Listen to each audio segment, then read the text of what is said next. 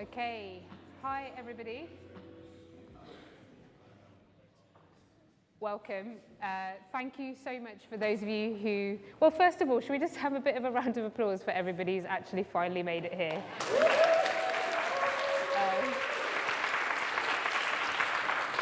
And yeah, a real moment to say the last couple of days have not been very happy for many people in the UK either. So a big shout out to everybody who's been supporting. You know, we've got peers in Scotland who have been evacuated from their homes, and so there's a lot going on. There's a lot of people who've had to drop out, and lots of you who are also here. So we know there's a lot going on. Some people are tired, there's exhausted, there's a lot to talk about around what's happening in the wider world, and we'll be creating different spaces if people need to check out or just have a moment of rest. But for now, I want to say welcome to Retrofit Reimagined at the Centre of Alternative Technology, who you'll be hearing from shortly, and to say well done to all of you for making it and for all the care, love, responsibility you took. I know, for example, Sara picked up stragglers at Wolverhampton last night. I think somebody got in at 2 a.m. and slept on the sofa. I'm maybe not supposed to say this, and slept on the sofa because they couldn't get through. Lots of people have been helping each other out, and we've got a really, really beautiful weekend together. And hello to everybody following us on the live stream as well. Sorry for those of you who couldn't make it. We hope that the live stream is a good way for you to connect in on things that are happening in the main space. So there's a lot. This has been the logistical task of a lifetime, not just the whole festival, but the particular moment when we decided to have hundreds of people from across the country staying in all over McAulay and hosting it here with the great help of the CAT team. This is a bit of a logistical moment. So there's going to be some things just to help you navigate that. Then a bit of a welcome into Retrofit Reimagined. I'm not going to make the kids stay in here the whole time. All I'm hoping is if there is a kid crew, I can see my own nephews and Arden Jeevan hanging out there. At some point, I'll just tell you guys to go and introduce yourselves to each other, because there's lots of people who all know each other, and I just want to make sure some of the children who have, and teens that have arrived over the last few hours don't suddenly not know what's going on. There is also a forest school and lots of activities and films all weekend for you folks. So you won't have to, but you're more than welcome to come to, if you want to sit in here all day. I know some of you broke out of school yesterday, so I doubt you want to sit in here all day. So there's lots for you. So first I'm going to tell you some practicals, okay? Then I'm going to tell you a bit about Retrofit Reimagined with Melissa and Sarah, who are some of the co-conspirators. And after that, there's very few moments where we're all sat in here together, because the nature of this part of Retrofit Reimagined is it is distributed across a beautiful site with many things happening, with lots of hands-on workshops, from hempcrete to straw workshops, to walks around the site, to woodworking and making skills. There's a compost toilet workshop that I know some people are signed up to. And so it's not going to be like the other sites where we all come into a room together and then we go to something else, we go to something else. So the first principle, like we've had at every Retrofit Reimagined site, but of all of them, this one we really need everyone's hands-on in to help co-host the site. So tips on what does that look like. If you know one of the children are with us and you see them wandering off somewhere that perhaps doesn't look like where they should be going, perhaps just check in on them. If you find one of them lost or needing a drink, or you see somebody not hydrated or not sure what to do, or for some people it's like actually one of the first times as a neighbour that they're even out of their neighbourhood, let alone out of their city, and they're not necessarily sure, can I go to this, do I have to be a builder to go to this workshop, or can I just turn up? Or there's a little bit of uncertainty. Everyone together needs to help the Civic Square, the We Can Make, the Best Heal, etc., all the other people who are part of this that you'll hear from shortly, help us to make this both a safe, really caring, nurturing, inclusive space together. There's a couple of quiet spaces, and one of the main principles is helping each other to navigate that. The first couple of hours, just as you all get to know the site, are normally the bit where everyone's a little bit tentative, and hopefully that will just ease up over the next couple of days. Secondly, there's always 2 slots for food. You'll see them in here. If you haven't grabbed one of these, please grab one of these. It's probably quite obvious that people with access needs or younger children or others may need to go to the first slot. From the amount you'll hear my nephews ask for snacks, you'll know that the kids will be running towards the food. So if you're like, I'm cool, and it's looking a bit busy, choose the next slot. If there's a moment where maybe you need to give space for others, please do. If there's somebody else who needs something more than you, or you've been to a workshop before and it's at full capacity, and you're like, oh, I've been to something like this before, I don't need to take up space here, I'll go to something else. Please do. We're going to need all of your help with that, because as much as the team will do as the best they can, there's many different people from many different backgrounds with many different starting points in this space of retrofit. Some have been to CAT, some haven't. Some people really know each other well. Some people are coming here and are like, I don't know anyone. What's it going to be like? Will I be okay? And that's a responsibility of all of us. In the middle of this morning session, 3 busloads of people are also going to arrive. So the dynamic's going to change again. So if you're already here, you're now part of the hosting crew, okay? Because our team is going to have to help those nearly 60 people figure out how to navigate the day, okay? So welcome to the Retrofit Reimagined hosting crew. We're very, very grateful to have you here. And another important thing when you come out of this session is that all of the sessions for today are up on the board. On the wall on the left, there is also the schedule. Sign up for what you would like to go to today. There are some things that are repeating over both days, so don't panic if you don't get one of the first 12 slots. The sign-ups for tomorrow aren't up yet because we wanted to give everybody a chance who comes later to not feel like they miss out on things for tomorrow, because everybody's taken all the spots today. Remember that when the children are in the forest school, they're with the practitioners. Any other time, they are the responsibility of the parents, carers, and guardians here Of course, as a community, as a village, we look after everyone together, but the responsibility when they're not in the organised activities sits with the parents and carers who have brought them here. Please do make sure you take responsibility of that to help us all look after things safely. Okay, so the last practicality is that some people have arrived and you're staying all over the place and you've come straight to here. There is a shuttle bus that is moving from the station, from different sites, all through the day. Indy, who I will get her to wave in a moment, Indy and Sara, who are in the ops team at Civic Square, are the right people to talk about if you need to get from somewhere to somewhere else. These are moving all the way through the day, and that is to help access, but there's no, there she is, Indy, there we go, ops queen Indy. If you were staying in McDonald or the Airbnb, Indy and her team were the people behind those beautiful breakfasts that got delivered from Birmingham and Cunliffe. Could maybe give her a little round of applause. She hates that. So that's why I did it. I literally did it for no other reason. But the reason why I'm just saying that is there's pretty much we've thought of as many eventualities as possible. So if you are struggling with something, your blood sugar's low, you need to get back to the hotel, you've forgotten something, one of your children has just had enough and they need to go and have a rest, don't struggle by yourselves. There are minibuses, there are secret snacks, there are, last time I got stung by a bee, we know everything about where you have to go if something happens. So come to us, okay, don't struggle with something by yourself. And if you would like to join the collective WhatsApp group, follow the QR code. That is just to help if you're like, hey, I'm in the eco cabin, I'm lost, can someone come and help me? It's not going to be another spammy group that you can't leave for weeks and weeks and years, just to help navigate this weekend. So on the practicalities, that's most of what you need to know. There are keynote sessions happening here.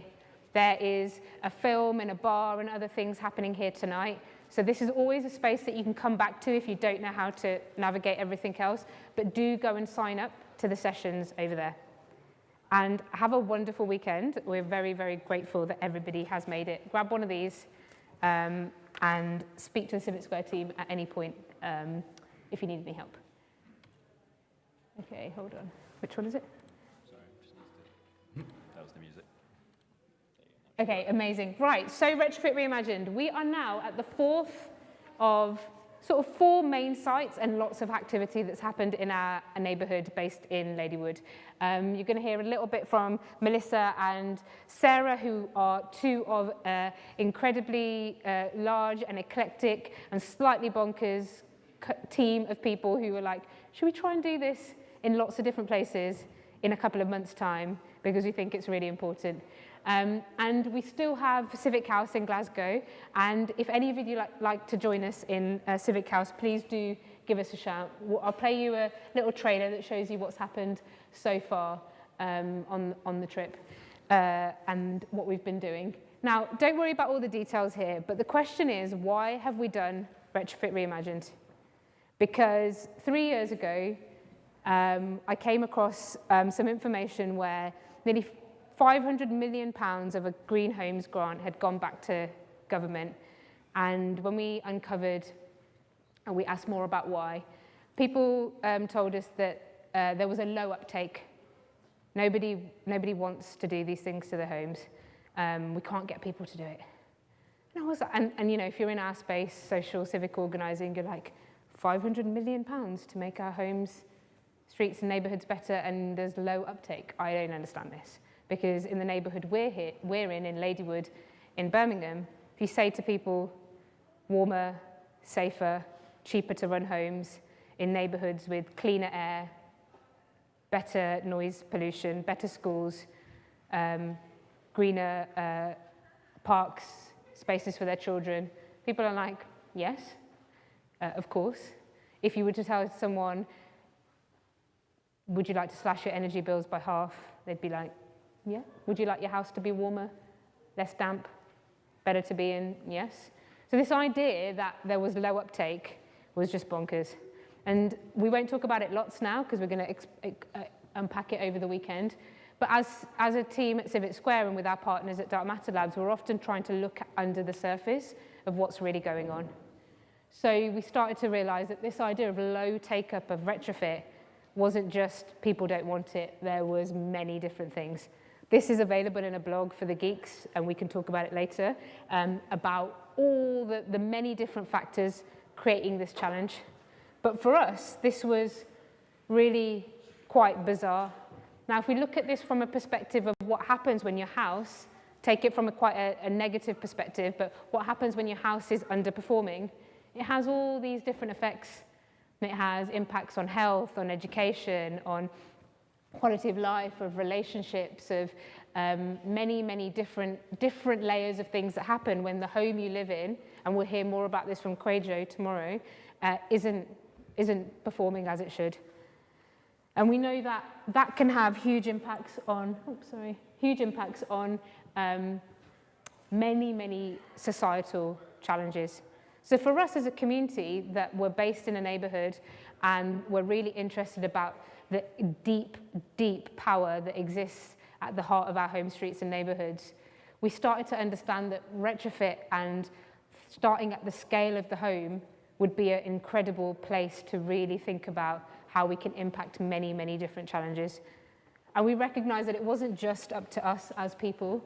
We knew there was a lot going on in the system that also needed to be unpacked. Some of you might have had your energy bills increase 100, 200, 300% over the last couple of years, whilst reading that some of the big six are taking profits that are obscene, right? So we also knew that it's not just all about if us, the people, did better, then everything could be okay, right? But there was this big untangled knot of both challenges, which I shared in that other slide, and a huge possibility.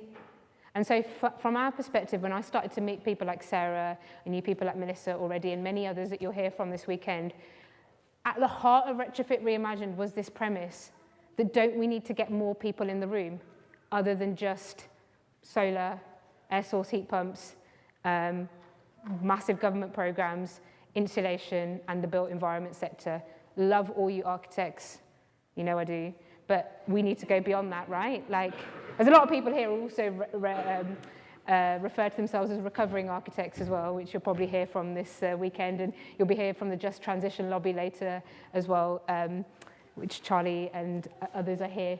But the premise was, don't we need to get more people in the room?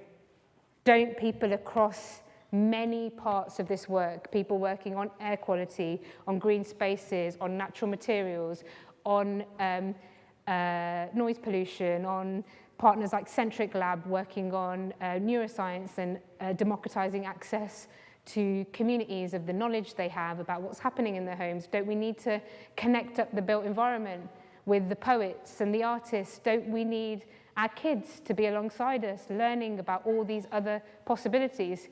And that's where the journey of Retrofit Reimagined started. We did a festival in a field last year, some of you will know, 3 days. It went a lot better than we thought. You know, the AJ and other people did articles about how it was one of the most incredible things that they'd seen.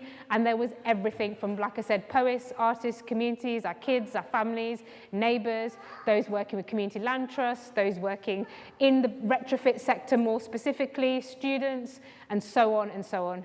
And we started to talk about some big shifts. And if you're really interested in the underlying ideas behind this, come to the 1:30 talk and the 12:30 talk by Scott McAulay and Kate Raworth, where we go under the surface of some of these. But we knew there needed to be some big shifts. We needed to move away from us seeing ourselves as individual customers with a house-by-house approach, with really confusing information that is hard, where we just have one or two big providers that will sort everything out in our cities in ways that were short-term, with funds coming from government that needed to be spent super quickly, so didn't allow us to be able to build trust and skills and knowledge. And we needed to move away from extractive models that prioritize and agglomerated huge profits to a few people in pursuit of what we often hear when we hear about green growth, right? Don't worry, climate. In fact, someone told me about this, something they'd heard this week, that we shouldn't see the climate crisis as a challenge. We should see it as an opportunity because there's a huge space for growth and for money to be made. And there's whilst there's a tiny, maybe like 1% truth in that, we felt like this starts from a really problematic space where we are trying to recreate 20th century economic models to solve the problems that they created by using the same thinking. If you're interested in that, Kate will talk about it a lot more. So these shifts are part of a much bigger piece in our consciousness that we feel needs to shift. And so this was us in the field last year, having a great time. Thanks to all of you who also co-hosted that, because wow, that was bonkers, wasn't it, in the middle of a heat wave next to a reservoir. And like I said, we're going across the country to really basically expand who's in the room, who's connecting, who feels part of this story. And whilst there are many parts of Retrofit that are technical changes to homes, we feel like there's so much more. There's so much more capacity, skills, knowledge, creativity, holistic and systemic thinking that can be brought together. And the first step of that is convening all the people in the country in places that are at the forefront of that. And of course, there's no doubt that's why we're here at the Centre for Alternative Technology, who were one of the first a long time ago telling us about this. So at the heart of this festival is 3 ideas: rebuilding our relationship with land, material and people, with each other, with the land we're on, and with the materials we use. And throughout the festival, if you've missed the previous sites, you will see that there are videos that you can watch, and throughout this weekend and at Glasgow, there'll be loads more on these topics. And I can talk about them loads more, but if you're really interested in this, read The Provocation at some point, which is kind of like a micro-blog, to be honest. And so, like I said, we've gone to lots and lots of places that are just at the heart of this intersection of incredible civic power, technical expertise, knowledge, energy, artists, creativity, communities, neighbourhoods coming together. This was us in a swimming pool in Moseley, in Borsall Heath, called Moseley Road Baths. That's about to be go through a huge retrofit of its site and reimagine itself as a community civic town hall at the heart of Borsall Heath. We've been in a woodland for a woodland talk. We've been across, I guess no more pictures, that's fine. We've been across lots of other places as well, but you'll be able to see some of that in the video.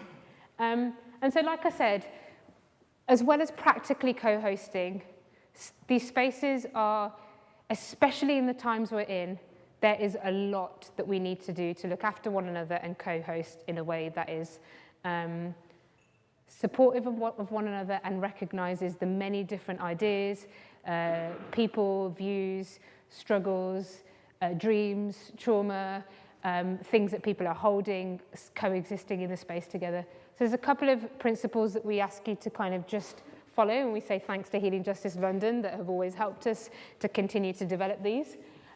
One is to be really hard on ideas and soft on people. There's a lot we found when this idea of don't we need more people in the room is amazing, but what we've really learned is that there's a lot of people who are like, we know what needs to be done. You just need to do this. If you just do this, this is the answer, and in reality, we know that many of these things are the answer. And if any of us had one of them, and it was just about pursuing that endlessly, we probably would have got there by now. So it's really important to be soft on one another and hard on the ideas and create space for deliberation rather than debate in a weekend like this. Know when to take up space, know when to hand it over.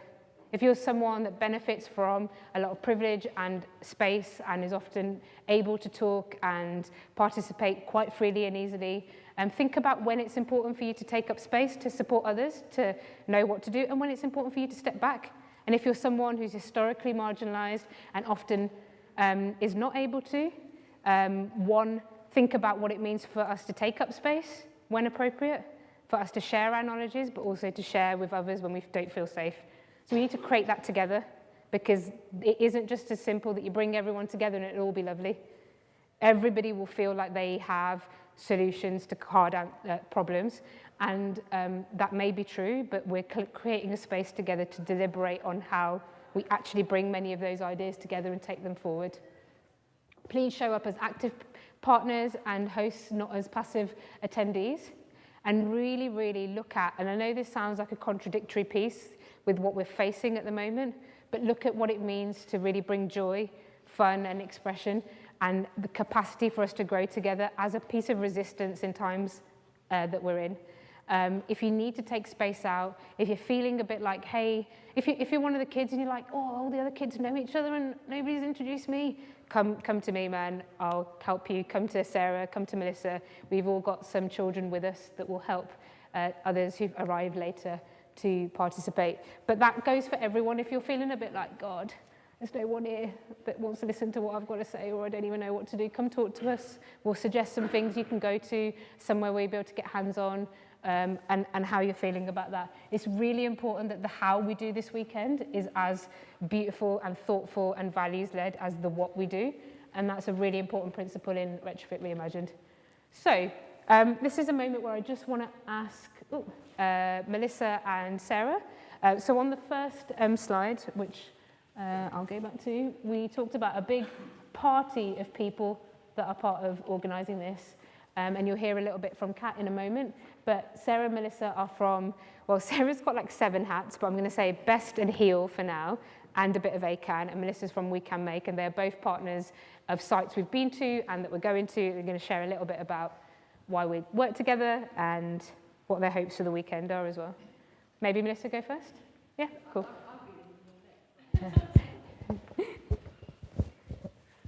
Hi, it's very nice to be here, because yesterday someone thought that we wouldn't make it here, so it's brilliant that we are.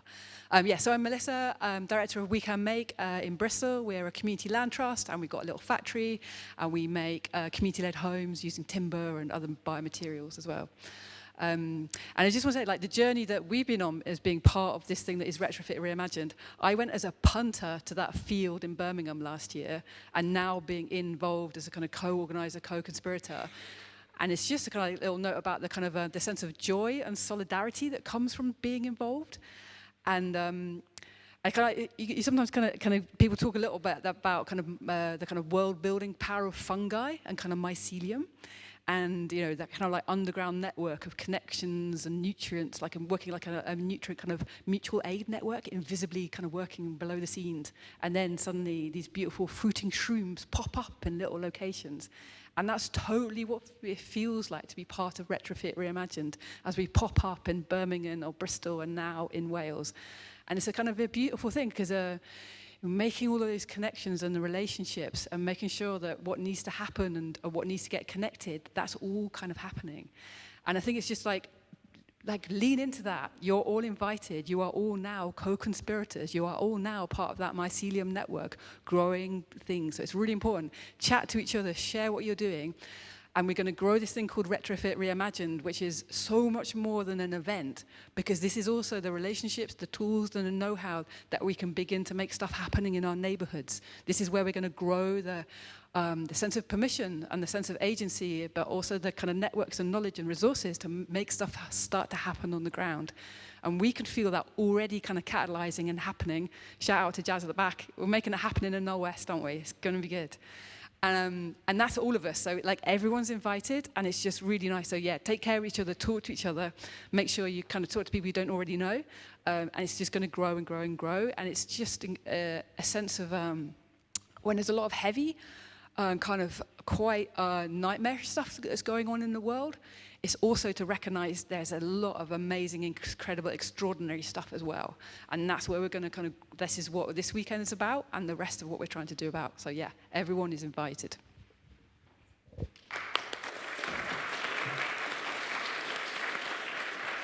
I almost had a little friend join me, but you're happy there.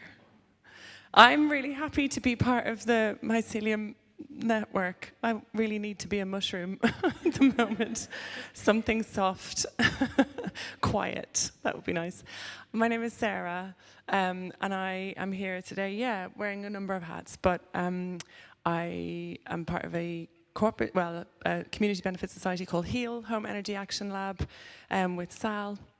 Oh, this is reminiscent of before. I share a job with Rachel Owens in the National Retrofit Hub, and I'm also going to be co-hosting at CIVIC House in Glasgow with Best Built Environment, Smarter Transformation, who are the Innovation Centre for the Built Environment in Scotland. And I echo everything that Amy and Melissa have said about showing up for each other and being, hard on ideas and soft on each other. And I think I'll just reflect a little bit on what I feel like people like me in our roles can do. It's sort of this, like, we have a transitional role to play because we are really close to the built environment, and we're really close to people who are traditionally involved in forming that. So the architects and the designers and the policymakers and all of that. And with that role, we need to make what we're talking about here much more accessible in the straight up and down built environment as we know it as well, so that it's less about this happening here and other stuff happening there, but actually knitting them together, because we need that, and the opportunity for the growth of those relationships, which is the thing I want to see the growth in, is huge. It's brilliant. And I know that I can see familiar faces here who are more from that, and hearing from everybody else. We left London at 11:30 yesterday. We got here about an hour ago. But we got here, and I'm very happy to be here with all of you, so thank you.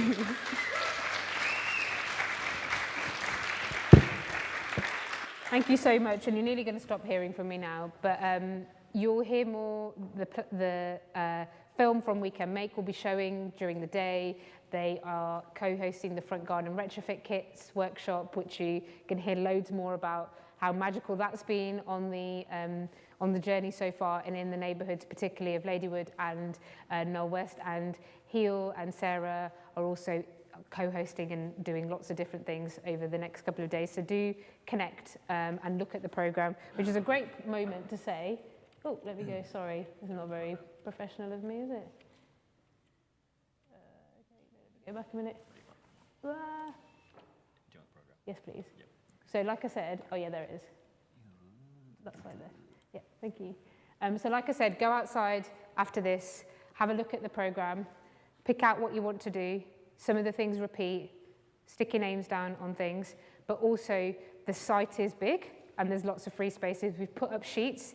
If you're like, I would like to host a conversation on, or a workshop on, say when you'd like to do it, what it would be about. If you're struggling to find a space, come and give us a shout. There's also plenty of chance for open space if you're a bit like, there's nothing on the 55 things happening over the next 2 days that I like, or I really want to share something myself as well, which is very, very welcome, and we can help facilitate that as well. So we're just going to show you a little video of the site so far, and then hand over to Kat, who's going to give us a bit of a welcome and tell you more about their pioneering history and a journey that they started 50 years ago as well. And it's their 50th birthday this year, which I'm sure you'll hear lots more about. So here's the site so far, and it's going to be over to us to kind of, make the video footage from this one the best. Just kidding, just kidding. Sorry, Bristol.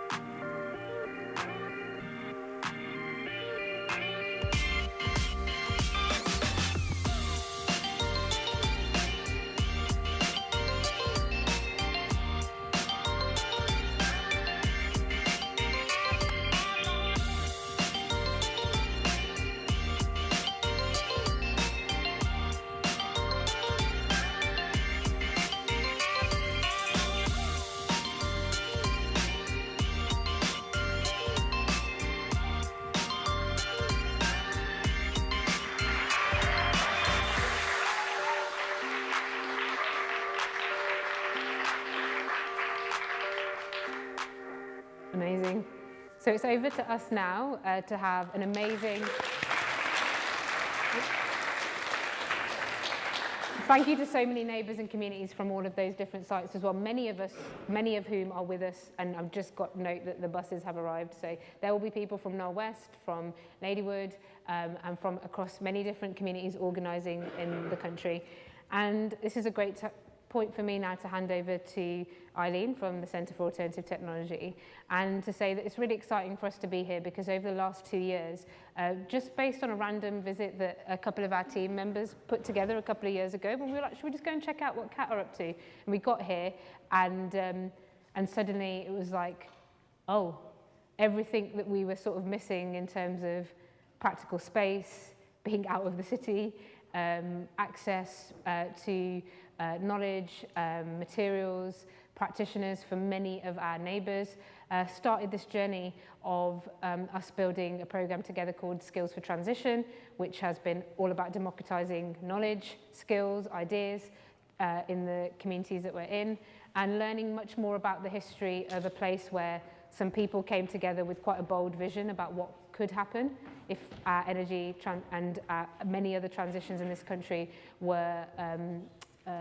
slightly different to the journey we've been on, and you'll hear more about that from Eileen.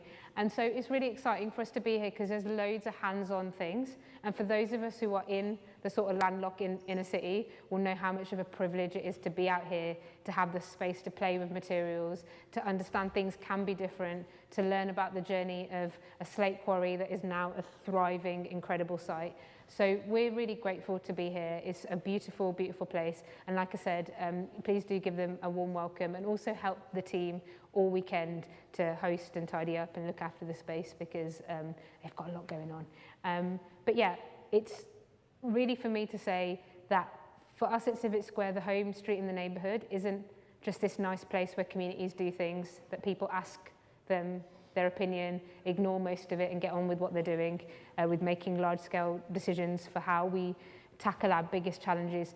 Our home streets and neighbourhoods are sites of deep imagination, huge creativity, massive agency and resource and civic power when we have access to the things we need. And even in the pandemic, we saw the power of what happened in our neighbourhoods when we organised together.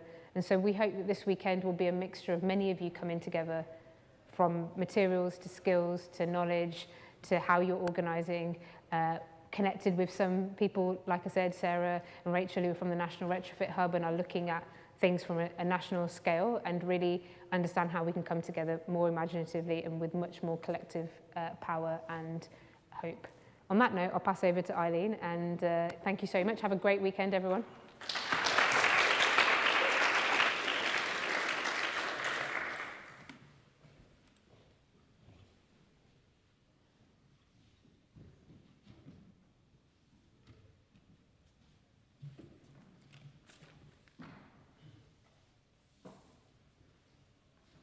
Hello everyone, I'm Eileen Kinsman. I'm co-CEO here at the Centre for Alternative Technology. I just want to take this opportunity to welcome you all to CAT. We're really excited to have you here and to be part of the mycelium network of organisations and individuals and communities working on retrofit.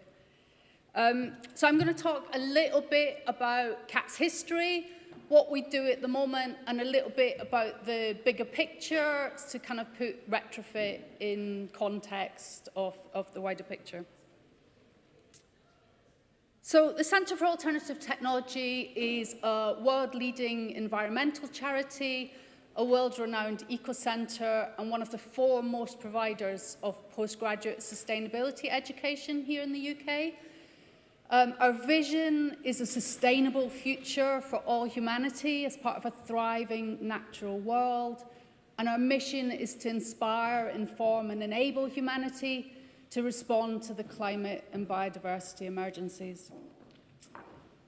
We were founded in 1973. It's our 50th birthday this year.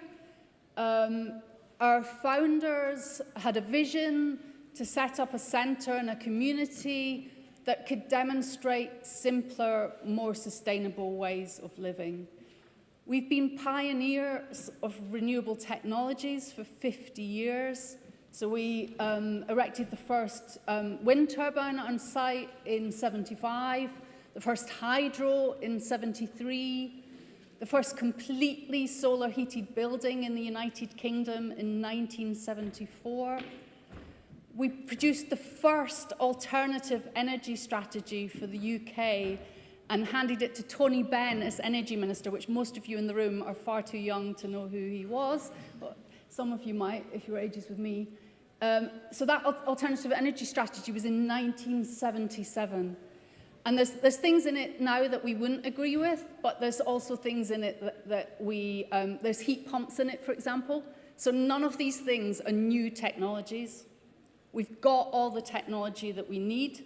CAT's Zero Carbon Britain report has shown that we can get to net zero by 2050 or earlier using existing technology. It's not about technology, it's about political will, and it's about behaviour change. We published the first Zero Carbon Britain report in 2007. So Zero Carbon Britain is our kind of flagship research, and it's a model of how the UK can get to net zero by 2050 or earlier using existing technology. So now governments around the world, communities around the world are all talking about net zero and how we can get to net zero. Back in 2007, no one was talking about it. So we produced that first report back in 2007. We've gone on to produce subsequent reports, and it continues to influence what we do.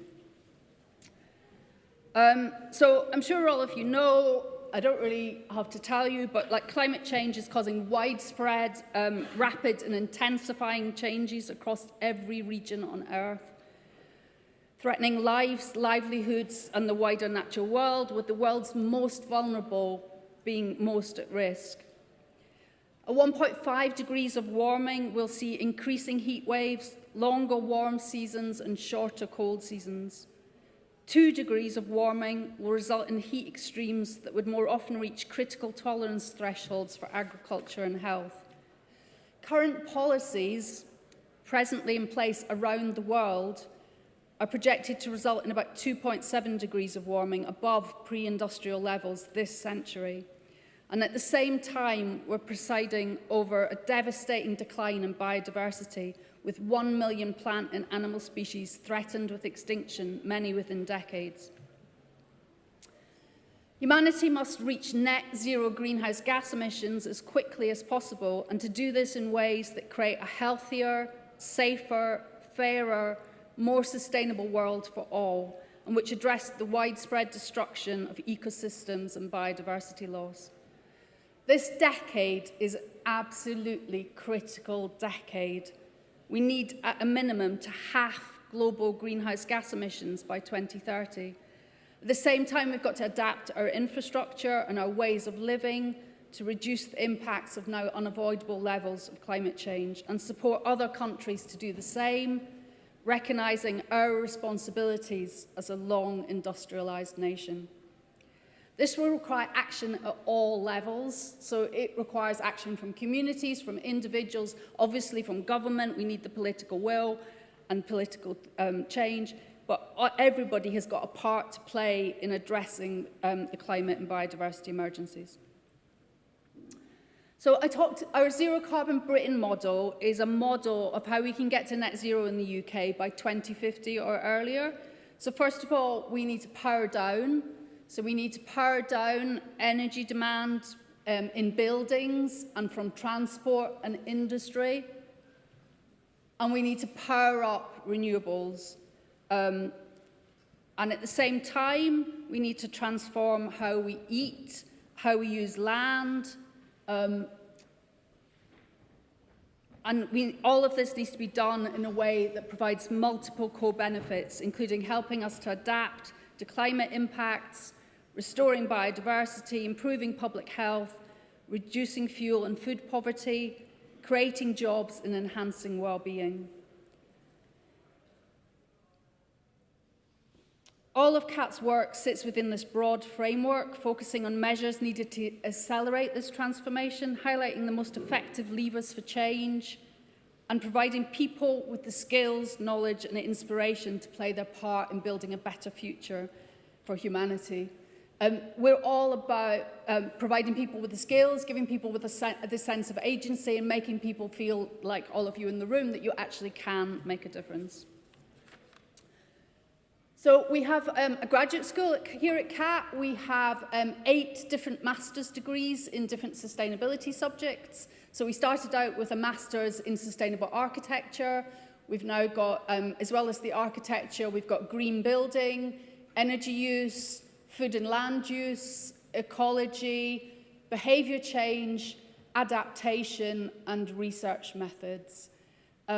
So many of the things that you will explore over this weekend, we explore in much greater detail on our master's courses. So if any of you are interested in exploring potentially studying here with us, either on a master's, you can also do a postgraduate diploma or a certificate as well. Alice, who's at the back of the room, do you want to? She's got a stand out in the reception area with a prospectus and further information about our courses. As well as the graduate school, we also do lots of sustainable training, lots we've done over the last couple of years in partnership with Civic Square. We run vocational training in retrofitting skills, but also in sustainable woodland management, sustainable horticulture, renewable energy, green building, everything to do with sustainability. And we've been running these courses for nearly 50 years. A visitor centre is the lovely visitor centre that you're here in today. Is situated within the UNESCO Dovey Biosphere, and it provides inspiration, information, and advice to visitors from all over the world. We have lots of visiting school groups, university groups, community groups like Civic Square that come and visit and have a really immersive experience. You know, one of the things that's fantastic about CAT is that opportunity to actually be here in nature and have a really immersive experience and get that hands-on experience that you can't get elsewhere. So something that is unique about our master's courses and all of our training courses is that it's very creative and innovative and practical and hands-on. So you can study architecture elsewhere in the UK. You can go right through all of your architecture training and never actually build anything. Whereas if you come here to CAT, you actually get your hands dirty. So you'll get, over this weekend, lots of you will get the opportunity to do that. You'll be building things here at CAT. And it's a really fantastic part of what it is that we offer here at CAT. And giving people that sense of agency and that sense that they can actually do something. We've got a really successful volunteering program, so you can come if you're interested. If any of the younger people in the audience might want to do this at some point in their lives, you can come and volunteer here and stay on site for 6 months and volunteer either in our woodlands or in our gardens and get trained up in sustainable woodland management, sustainable horticulture. And our volunteers have gone on to do amazing things in green careers. I've got amazing history of that over the last 50 years. We're also a membership organisation. If you'd like to join CAT, we'd love you to join and be part of the movement for change. And we have a free information service, which here on site, if you want to go and ask any question about anything to do with retrofit or anything else to do with sustainability, you can also email us or call us, and it's really fantastic resource. We've got something called the Zero Carbon Britain Hub and Innovation Lab, and there's a number of different parts to that. One is training, so we do carbon literacy training and Zero Carbon Britain training. Over the last 3 years, we've trained more than half the councils in the United Kingdom. And then the second part is something called the Innovation Lab. And the Innovation Lab uses systems thinking and design thinking and co-creative practice and brings people together, communities, businesses, government, councils, sometimes all of them together, and looks at what are the barriers to action on retrofitting or the barriers to action on climate change, and then looks at prototyping solutions. And we've run innovation labs on all sorts of subjects with all different communities across the United Kingdom. That's really exciting. We've also got really exciting plans to scale up what we do in response to the climate and biodiversity emergencies. So we've got this fantastic site here at CAT. One of the many fantastic things about CAT is the regeneration of the site. So Llingwern Quarry that you're in at the moment was a brownfield industrial site. It's a slate quarry when Wales was at the height of global slate production. It had been empty for about several decades when CAT moved on, and we have regenerated it into, as you walk around the site, it's amazing. It's thriving with wildlife and biodiversity and lots of rare species here at CAT. So we've regenerated the quarry. We've got plans to continue to regenerate that and create a really amazing space to bring together organisations like Civic Square and other community organisations from across the United Kingdom. So that's all I've got to say. I'm going to be here for the whole weekend. So if you want to talk to me about anything, you've got any questions about what CAT does, or you want to talk about working with an organisation that you're involved in and bringing them to CAT, come and talk to me. And otherwise, thank you. Enjoy your time here. I'm sure you'll have a fantastic weekend. It's a lovely site and a lovely place to be. Thank you. Thank you so much. Thank you, Eileen, and thanks so much, especially to your team who were here like last night at 9 o'clock, making sure pasties were available for us and everything that everyone's doing together to help make this happen, because there are a lot of different things and a lot of people, and we're really grateful to how CAT welcome us with their open arms into some of the slightly more bonkers ideas we might have about what if we brought like lots of communities from across the country for a whole weekend. Yeah, it takes a sense of adventure and some real love to make that happen, and we're grateful for that, and we're grateful for all of what you'll see when you meet the practitioners. Honestly, go on a tour with any of them and you're just going to have the best time. They're some of the kindest, most knowledgeable people that we've met on this journey, so I really want that for all of you. Now, okay, here's a moment where everything's going to go really, really well, isn't it? Because we're going to make this transition, but I'm going to speak this through really clearly. It's the last chance I will have to say this to you. We're a little bit behind, but that's okay because we had a gap in the schedule before the next part of the session. If you go outside, you will go to the wall on the left or on the board where you can sign up for sessions. The 11:30 sessions, which are building tiny gardens and basic tool skills, are super cool sessions, okay? They are quite family friendly, as long as you're with your young person or got an older person with them who you're happy to take care of them. They are small groups and they are out on the site. So they start at 11:30. If you want to go to one of those, you need to sign up and head over. Wait in the courtyard, which is just outside the main building for those. Any challenges, there's lots of people with CAT t-shirts on. Say what you're meant to be going to one of us and to the Civic Square team, We Can Make team, and they'll direct you there. There's 2 keynotes in here, starting at 12:30, with Scott McAulay of the Anthropocene Architecture School and Kate Raworth of Doughnut Economics. They will start on time. If there's 1 person or 100 people, I'm going to start it on time, because if they don't, it'll all go very wrong.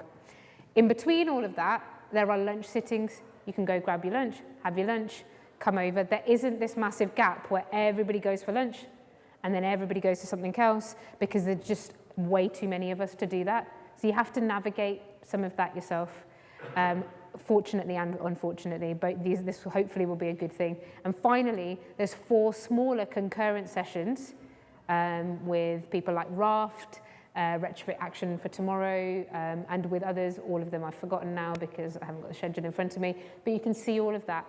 So in order to make the most of today and tomorrow, now you're settled in, if you need a coffee, you need a tea because you've just arrived, give us a shout. We can give you anything you need. Go and navigate how you're going to spend the rest of the day. That will really help. And then after that, you can move freely.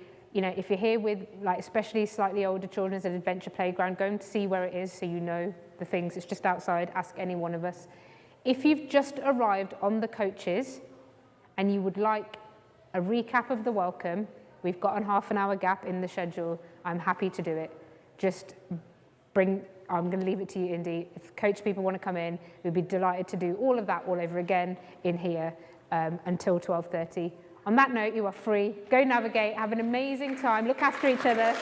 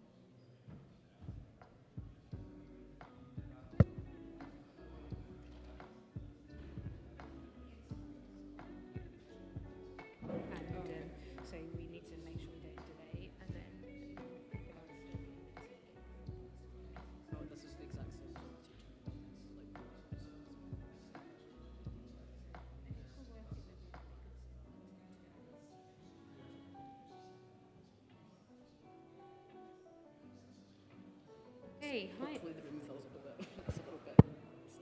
Oh no. You get started and I'll pull people in anyway. Hi everybody. Okay, welcome to the first keynote session.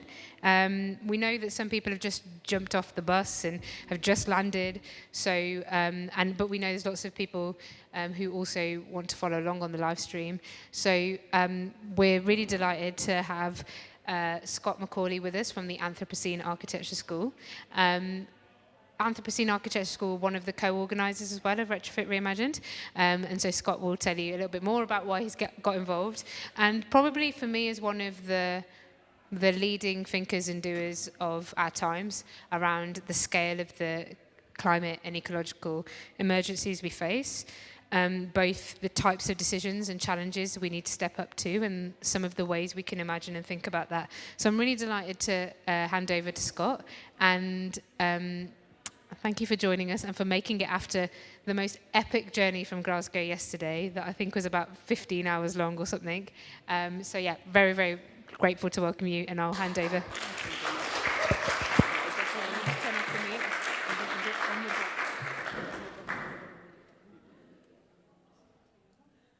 There we go. Can everybody hear me okay? Just to check. So, thank you very much to the Retrofit Reimagined team for having me and the invitation to be part of this.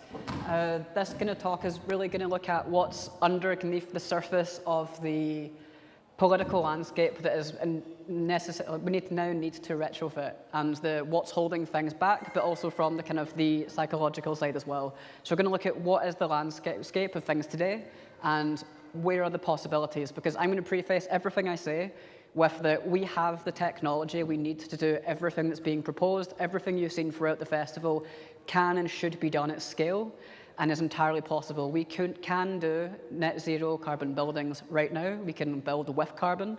And this is something that is entirely possible, but it's not actually a technological challenge anymore. It's entirely political and social, but also what I'm going to touch upon quite a lot is it's also a cultural element.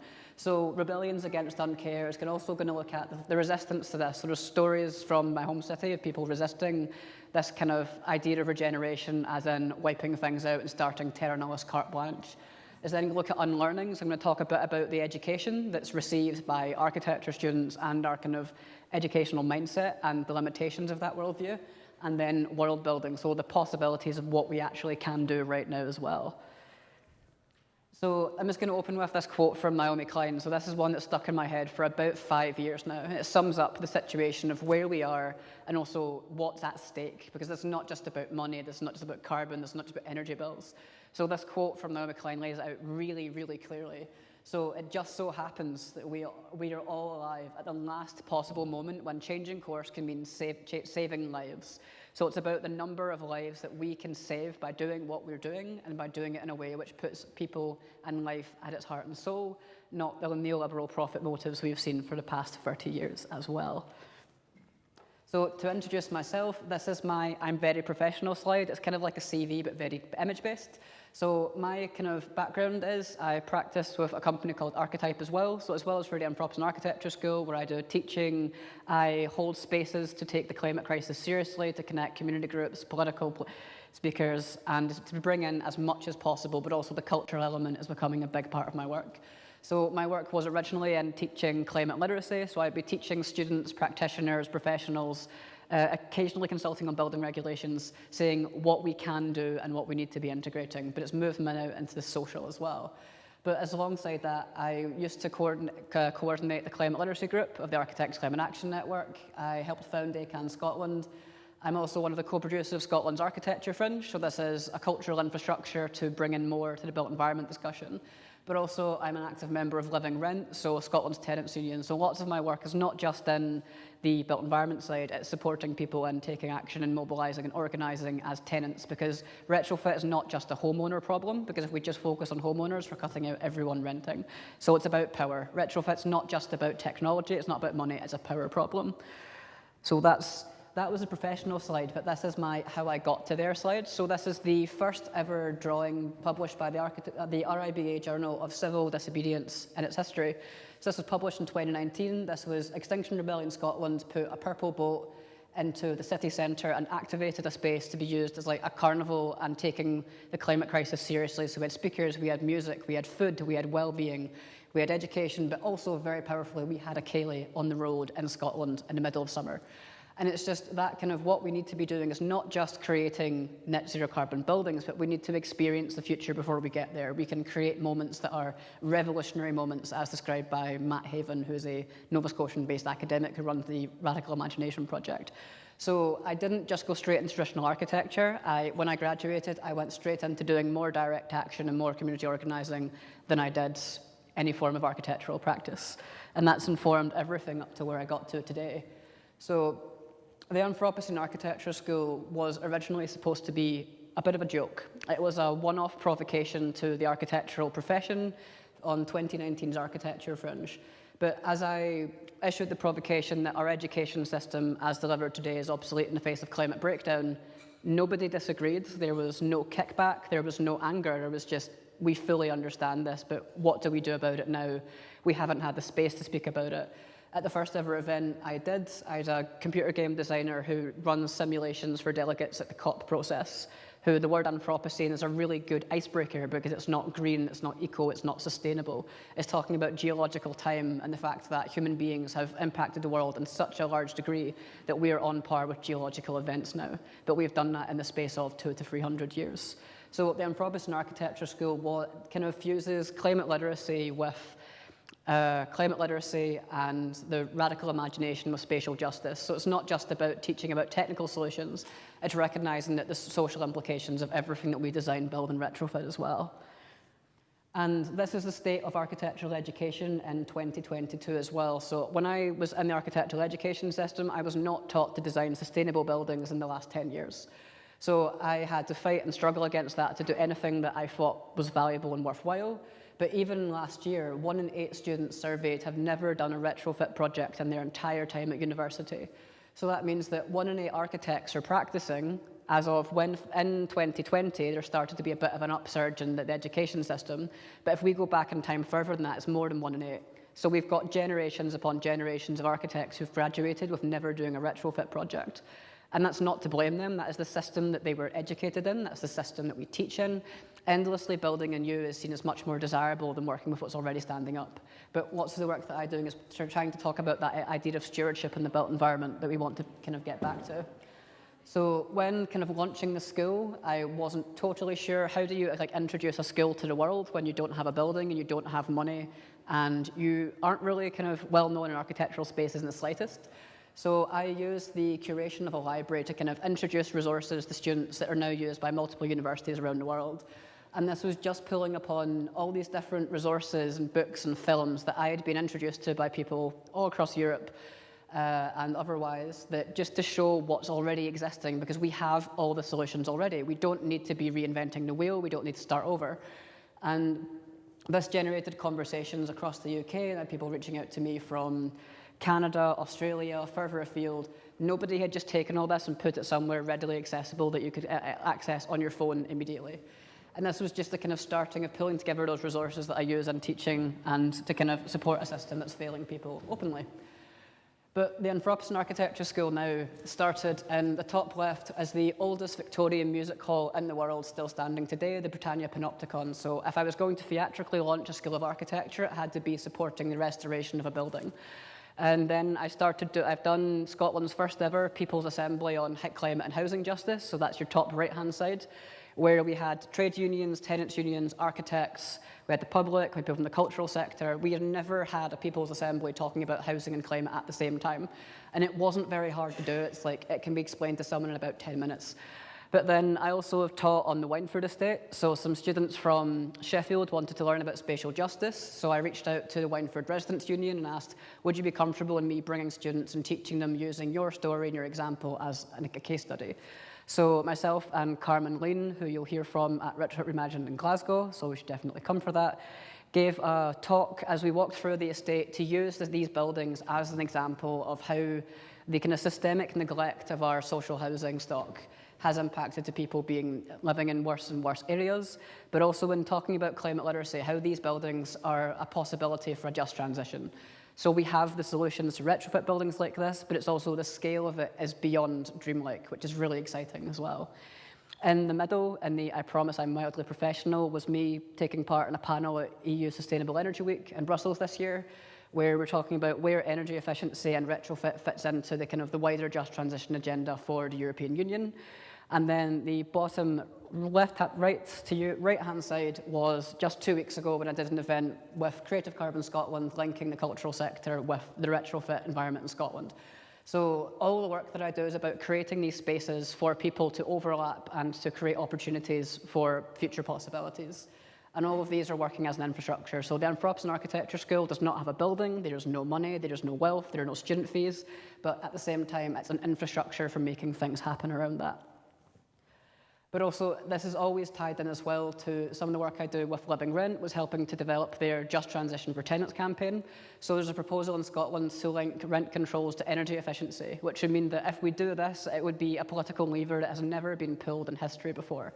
Because if we can cap rents to being in line with the energy efficiency of a building, landlords cannot legally rent out a building if it's above a certain energy level. So in the UK, that's been kind of shot in the face a little bit by Rishi Sunak scrapping lots of the things coming in. But it's just, there's this huge possibility to reimagine through how we are tackling the problem. It's not a technical one, but going through tenants' unions and building people power on the streets, door to door, block by block, neighbourhood by neighbourhood, we can demand the things we know are possible and that we need to see as well. And this other parts of my work is around unlearning. So we've got this educational system that is entirely determined around one worldview. So we've got this very colonial, very supremacist sense of looking at the world and the built environment. And we really need to take some time to sit with the discomfort in that, to peel that away and to see what comes next. So Unlearning Powerlessness was 2 days at Architecture as Climate, where we brought together the Half Studio from Toronto, the Architects Climate Action Network. We had Just Stop Oil joined a panel, 2 people who couldn't legally be in the room. So we had the first ever panel in CSM where we had someone call in on Zoom because they were not legally allowed to be in the room because of their bail conditions, had the word art gallery in it. And Morgan Troland, who's a good friend, called in from his current place in prison for taking action with Just Stop Oil.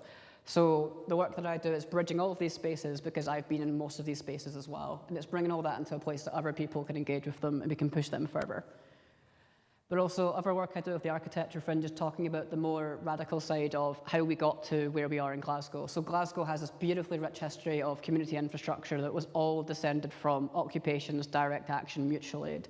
So for the Architecture Fringe, I steward Radical Spaces and Autonomous Actions, where we hosted a community meal during this year's Fringe, just to have people actively taking part in these spaces share what they're doing, why they do it, how they do it. But also, instead of talking at people, like we do in the built environment, we've been told if you want to teach, you just talk at people. We had conversations and we stood back and let that play out. And this was one of the highlights of my year. It was just this really beautifully captured event that everything just fell into place quite serendipitously. But that's just other parts of the work that I'm doing as well. But to get to the kind of headline, the culture of Uncare is something that I started to get, I just kept on running into over and over and over again. So looking at decisions made about our built environment, they are not made from a place of caring about life. They're from a place of caring about profit before people. And it's always coming back to that. We can talk about technical solutions all we want, but if there's not the profit, that's what our system is going to go with.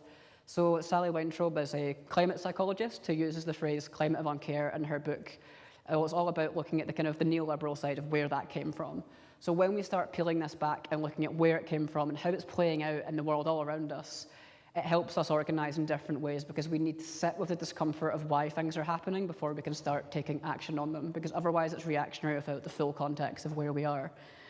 So we've now just got some examples from recent history in the past month of what does a culture of Uncare look like playing out in the UK. So on the left-hand side, we had 11,000 people died through cold homes living in fuel poverty over the last winter. So we know that 11,000 people died unavoidably because we have the technology for homes to not have heating bills in 2023, and yet people died because they couldn't have warm homes. So 11,000 people died, and on the right-hand side, just a few weeks ago, Rishi Sunak scrapped the Energy Efficiency Task Force. So the government started a task force 6 months ago that was supposed to speed up home installation, and then they scrapped it. And they also know that 11,000 people died. But 11,000 people died, and there was no national day of mourning. There was no emergency meeting in Parliament. So our politics functions in such a way that 11,000 people can die avoidably, and there's no public recognition of this beyond the announcement that was delayed because it was so bad. And then we move on to what speed was that going to happen at? So it was calculated that the Great British Insulation Scheme is going to take 300 years to insulate every home in the UK. So those are not the actions of a government that actually care about life. Because if it takes 300 years when we have less than 3 years to mitigate the worst impacts of climate change, those timelines don't add up, they don't match. And on the right-hand side, these insulation targets are being celebrated for being rolled back. So because landlords have the investment in this, so being a landlord is the only investment where you making a bad speculative decision can be, the impacts of that can be offset onto your tenant. So other people are paying for your bad decisions and your inability to steward a building, because there are no laws that have a minimum level of repair before something breaks. So the reason in the UK, we only reactively repair buildings. We don't routinely do maintenance cycles, there's no enforcement of this, and this is something that could be part of a wider just transition if we had to. So this will get cheerier eventually, I promise. But on the left-hand side, we've got some really good news. So for the first time ever, the Marks and Spencers in London was, as part of the embodied carbon being recognised, the demolition was halted. It was stopped. So we finally decided that because of the impact of this, we are not going to demolish this building. First time it's ever happened. Even kind of like Minister, was it Gove got involved? Whatever job he's now doing. But at the same time as we care about the heritage buildings and the built environment and in architecture, there's a huge disconnect. So whilst people care about this building on the right, the left-hand side, on the right-hand side, Glasgow's Wynford estate is 4 towers of 600 social homes in a city where we've got tens of thousands of people on the housing register. And the proposal to demolish this has no guarantee of those replacement homes actually being built. They're going to build less than half of what's already there.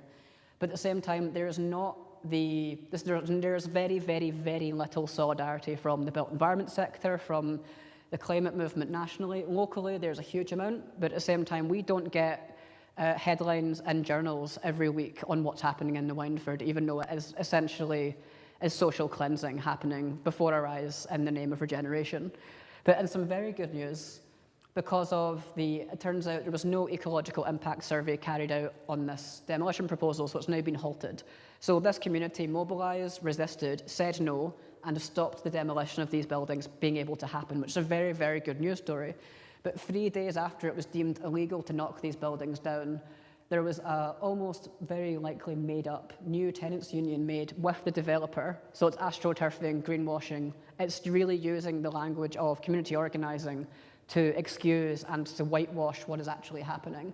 So they've made up that there's now getting this as an outstanding example of tenants being involved, whilst it's refusing to let the people in the Wynford Tenants Union be involved. So we are watching social cleansing happening in the name of regeneration, and if it's not involving the people that live there, this is what happens. So one of the key tenets of Retrofit Reimagined is designed and governed by the people that live there. So what would the Wynford regeneration actually look like if it wasn't being pushed by Wheatley Group? Wheatley Group being the largest social landlord in Glasgow, who have demolished 17,000 homes in the last 10 years. They've built 4,000. So their net contribution to my home city is taking away 13,000 homes during the housing crisis. And that is happening all across the UK. And it's uncomfortable, but it's where we are today. And as well, the scale of what's possible is huge, but our government also know this and choose to ignore it. So it's been calculated that the NHS currently spends £1.4 billion a year because of poor housing. So we know that the way that our housing is and the way that it's managed and the way that it's not stewarded currently does £1.4 billion of damage to our national health system every year. And if you were to retrofit all those homes, it would pay itself back in 1 year. So we know what's possible, we know what needs to be done, but that's not on the table for government policy. We know that it would support the National Health Service incredibly to do this, because 40% of all of the money we spend on healthcare is because of our built environment, how it works. So we've got a public health service being purposely run into the ground, and we are not doing the biggest opportunity for a just transition to also build public health infrastructure. So that's sadly where we are. But it gets to almost entertaining, and this is the last bad news one. So it's just been announced the UK government is going to relaunch their It All Adds Up campaign with Amazon. So Amazon's going to help you lower your bills as long as you can afford Alexa and you can be given advice, and as long as you can pay for the advice. So we're in a situation where people are dying in cold homes, avoidably. They're choosing to heat or to heat their homes. And the only support our government is giving us is allowing us to ask an AI, what should we do in that problem?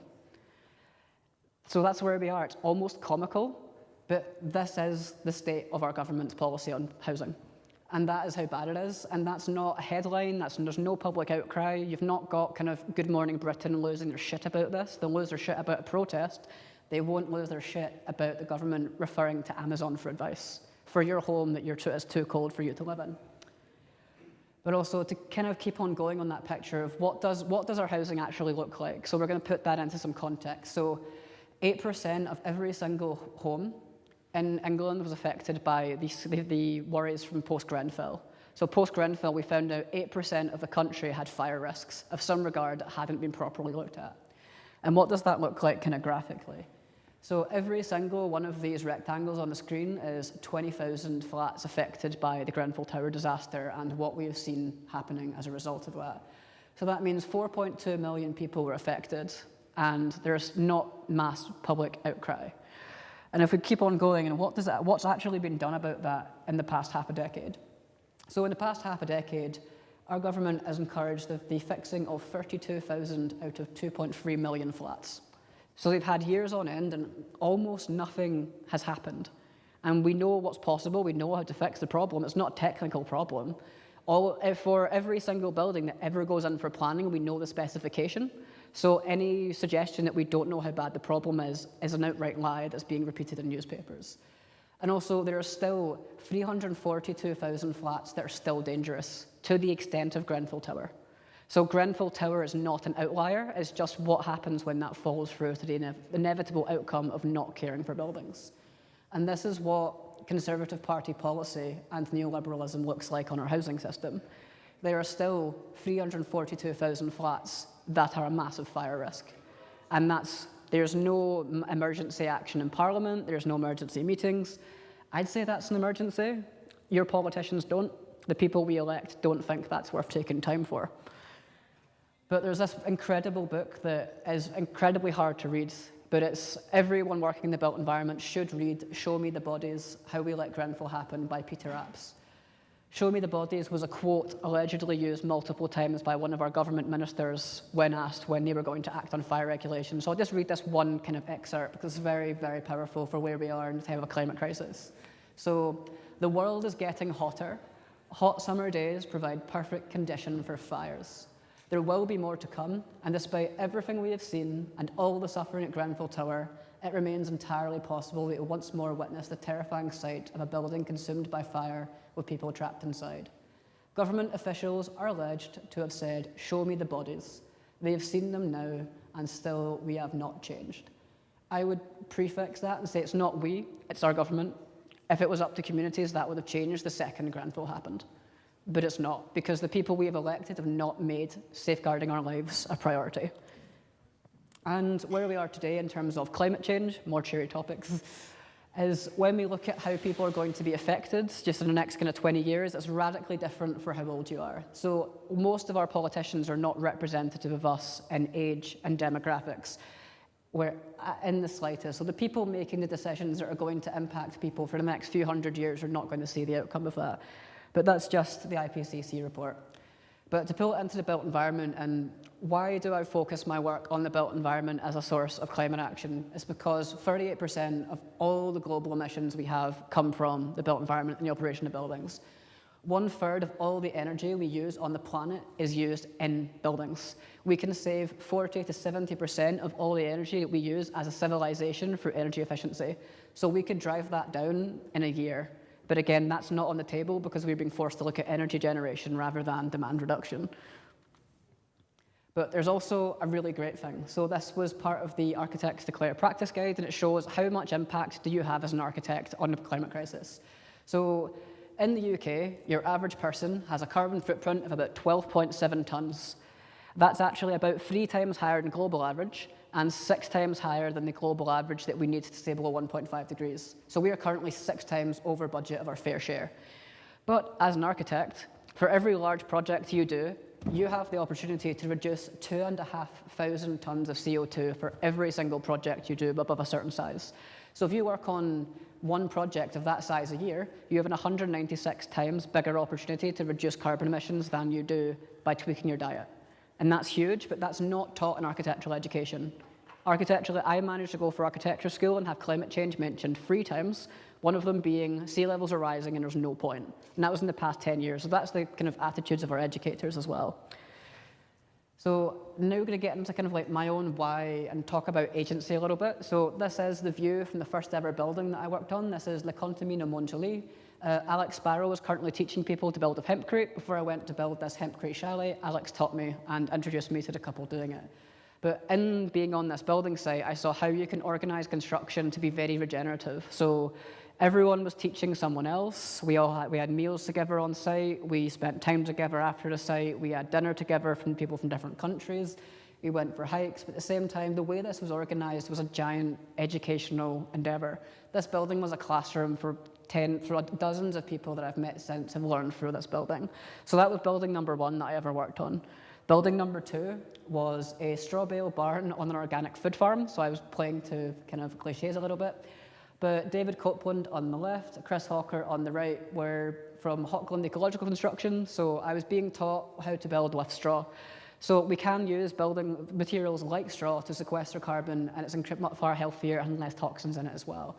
But this was just, I got the opportunity to learn from them, and that was not being taught to me in my education. This was after my 3rd year of architecture school, where I hadn't even been taught how buildings properly stood up, let alone how to make them not make the climate crisis worse. And then the 4th one, well, 3rd one, can't count today. This is Basil Spence's Canongate housing in Edinburgh. So this was a combination of energy efficiency meeting conservation with John Gilbert Architects, where I had to look at the wider scale of where the building fit in. But this was where kind of the retrofit agenda on conservation started to clash with the climate crisis for me, because brutalist buildings have this massive expenditure of energy because they, like our housing, were designed and built at a time when we assumed in the UK, because of our colonial exploits and oil production that was cheap, we could heat inefficient buildings and they were still comfortable. So this is a bit of the scene setting. But the reason I'm talking through this is because a conversation I had with Morgan Troland, who's currently in prison, is because he's a structural engineer. And the reason he went from structural engineering to direct action was because he sat and calculated how much of an impact have I had on the climate crisis through my work, and can I consciously sit with that and work with that? So in kind of honor of Morgan as well, I decided to take all the buildings I've ever worked on across the last 5 years and just map them to CAT's campus. So if you were to take every single building I've ever worked on and to make it a cylindrical building like this room, you would be looking at 0.23 square kilometers. You would have to run almost 300 meters in any direction to be outside of what I have worked on. So what I effectively do is damage control. So I do sustainability coordination and life cycle analysis. So I am one of the people trying to make the impacts of buildings not so bad in a system where that's not normal, where that's duplicated struggle, where we've got to hold the tension of knowing we don't have the carbon budget for new buildings, but they're still going to be built, and how do we reconcile that tension?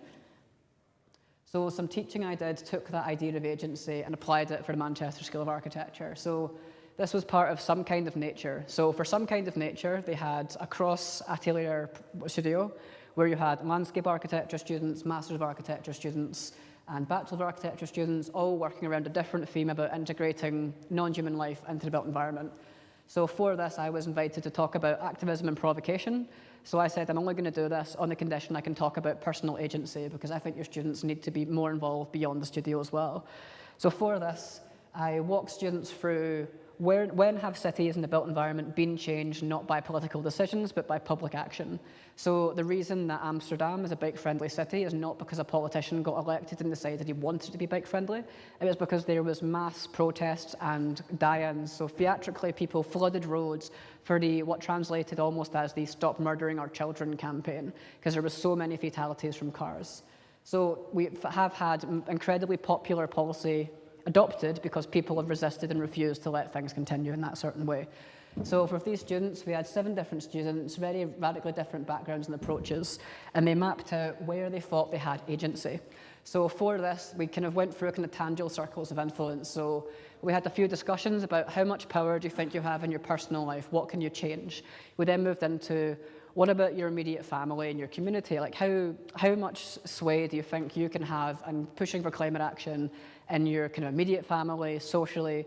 And they all felt quite restricted. They all felt, I can't actually do that. I've not been given permission. I've not been taught enough. I'm not an expert. I can't do this. So we worked through this for a few weeks back and forth. And then the students came to me very, very frustrated and said, we all do all this talking in university, we do all these studios, we've never once been told to go outside and engage with people, and it's so frustrating, and this is just another one of those. So in sort of honour of them, and because I'd been given the responsibility of being their tutor for 2 weeks, I said, if you want to go outside, all of your research has to come from people. No longer Google searching. I want you to go outside, speak to people, do research that way.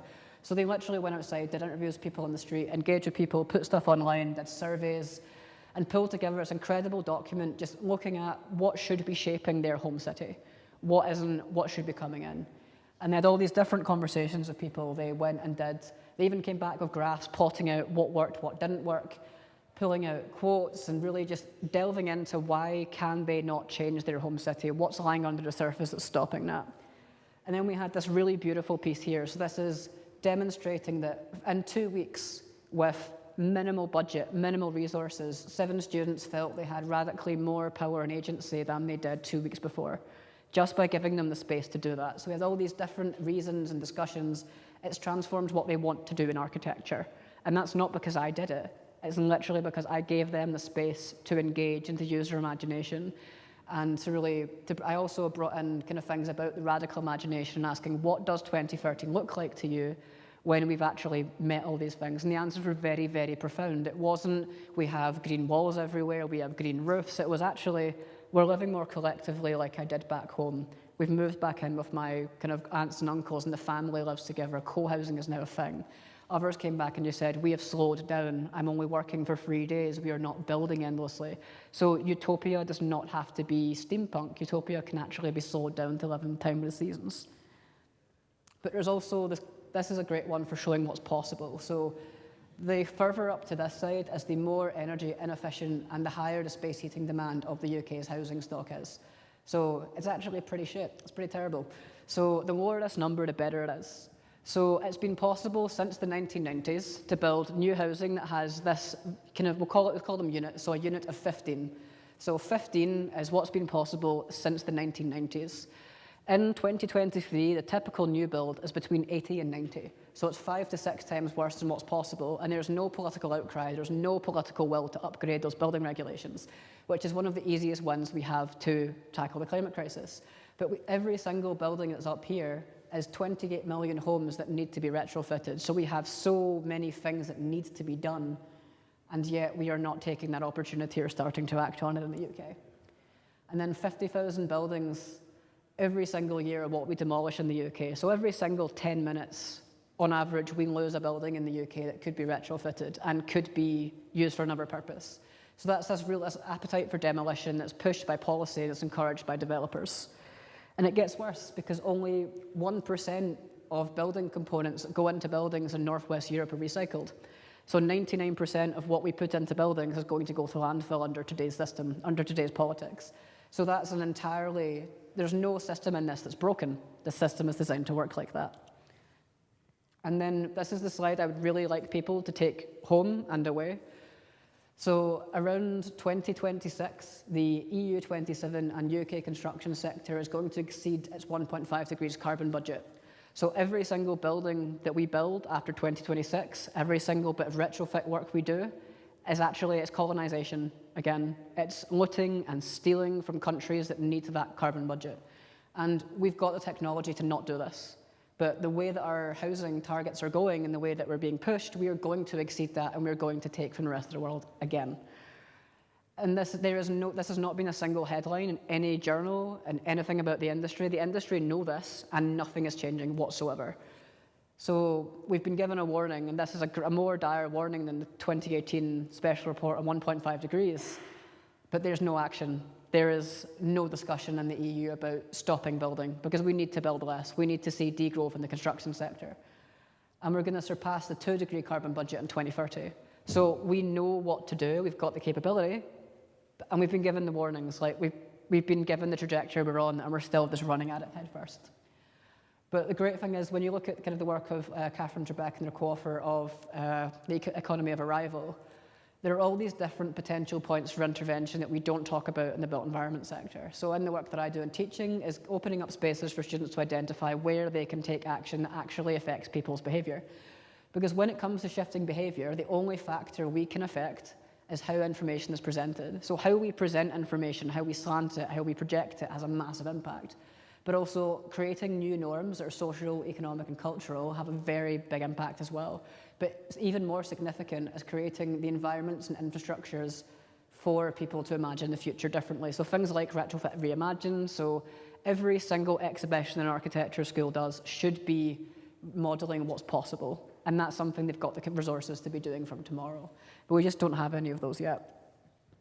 But there's an incredible quote from Radical Intimacy by Sophie K. Rosa, and it really stresses that experiments in living and relating matter because amid structural violence, they can expand the realm of the possible and prefigure the future. So every single time that you do something with your neighbours that's outside of the norm, so every meal that you host, every event that you do, every film screening, every single thing that you do that's an experiment in relating differently has the potential to change how people think the future can actually play out. And that's something we don't get in your architectural education. We do very, very limited, narrow briefs for a world that no longer exists. And we need to be imagining the future that can happen, not a future determined on what we think, what have we been told is possible by people as well. Because there's this incredible story from back home. So this was a building called, it's the Woodside multi-storey flats. And people came to see it at COP26 before from Belgium, before people came to see it from London, and they could have jumped on the train years ago. So this was a retrofit design, so nobody had to be decanted from the building. So this retrofit was done so well that one man has not had to turn on the heating for 2 years.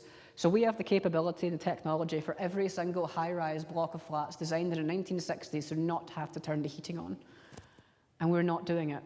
It's replicable, and because of the way that our construction industry is configured, they should, but cannot yet just make that open source to be picked up and adopted by people. And when we look at the training centres in the UK, they're looking at how to build new sustainable buildings. They're not looking at how to develop things like this for flats that want to be knocked down by developers. And then there's one of my favourite buildings in the world. This is one of the very first certified living reuse project. So the Living Building Challenge is pretty much the most stringent and hardest to hit technical standard for buildings in the world so far. And this is a 1970s warehouse that's been converted into an architecture firm's offices and gallery, where it's net positive in energy, it's net positive in water, it's reused and recycled materials, it's got an art gallery to engage with the community, and it's just a fantastic example of what's possible. And again, if it can be done in a 1960s warehouse where energy efficiency was the last thing on the mind of the people doing it, you can do it on pretty much anything. But then there's another part that we've not spoken about yet, and it's very important to talk about when we talk about retrofit. So in architecture, we're usually told in education that form follows function. Or we get the even worse, we shape our buildings, and thereafter they shape us, because they don't. Buildings are shaped by power, but form follows fuel. So Barnabas Calder did a book, Architecture from Prehistory to Climate Emergency, where he charts the development of how our access to energy changed how we built in the UK. So the reason your heating bills are so high over the last few years are in one part to profiteering energy companies who would rather people basically died. And it's because in the UK we had access to cheap energy, it was cheap to heat inefficient homes. And you're only starting to see the consequences of that because you cannot keep it warm enough to stop mold happening. So these buildings were always a problem. They have not suddenly got bad in the last few years. They've always been in that state of disrepair. But form follows fuel because the actions that our government are taking around climate change and a just transition are all focused on energy generation. So we've also seen the Rosebank oil field being given the green light. So if we greenlight an oil field, we are essentially locking in decades of reliance on fossil fuels that are a lethal industry that's actively killing people.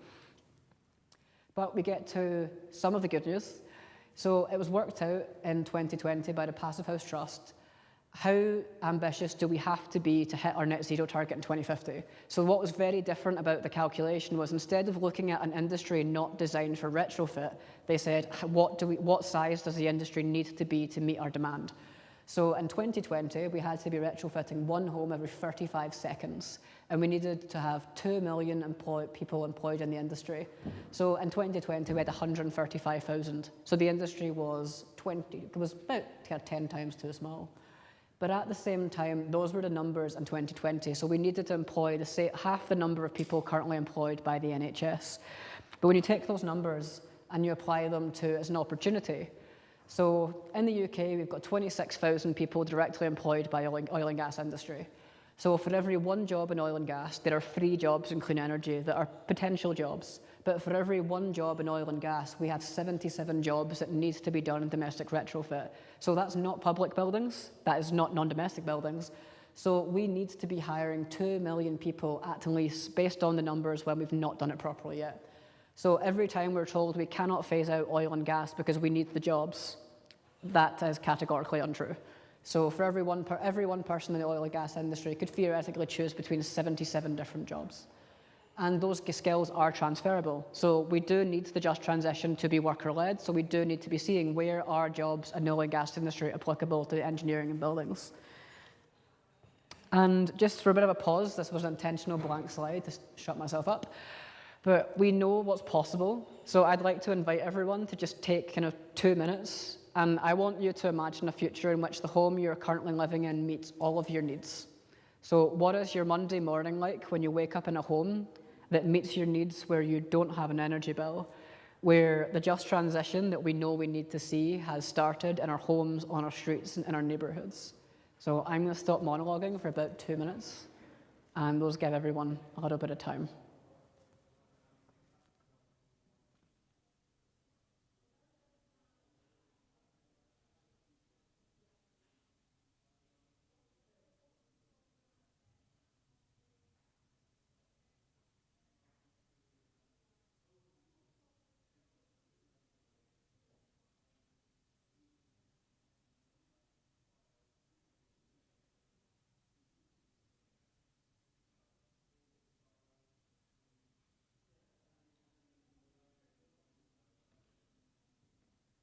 Right, so you can take 2 minutes on the recording. So just to kind of wrap things up, there's an incredibly powerful quote taken from The Dispossessed by Ursula K. Le Guin, where it's very much an invitation to the room and an invitation to people watching on the live stream.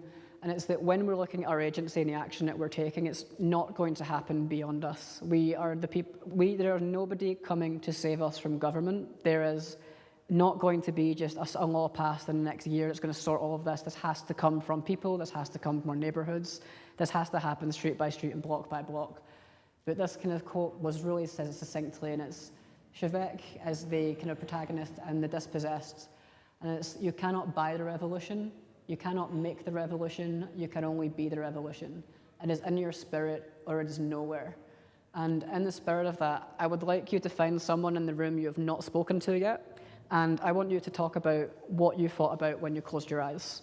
So instead of me finishing on a quote, I would like to finish on inviting you to speak to someone else in the room you don't know yet. But thank you very much.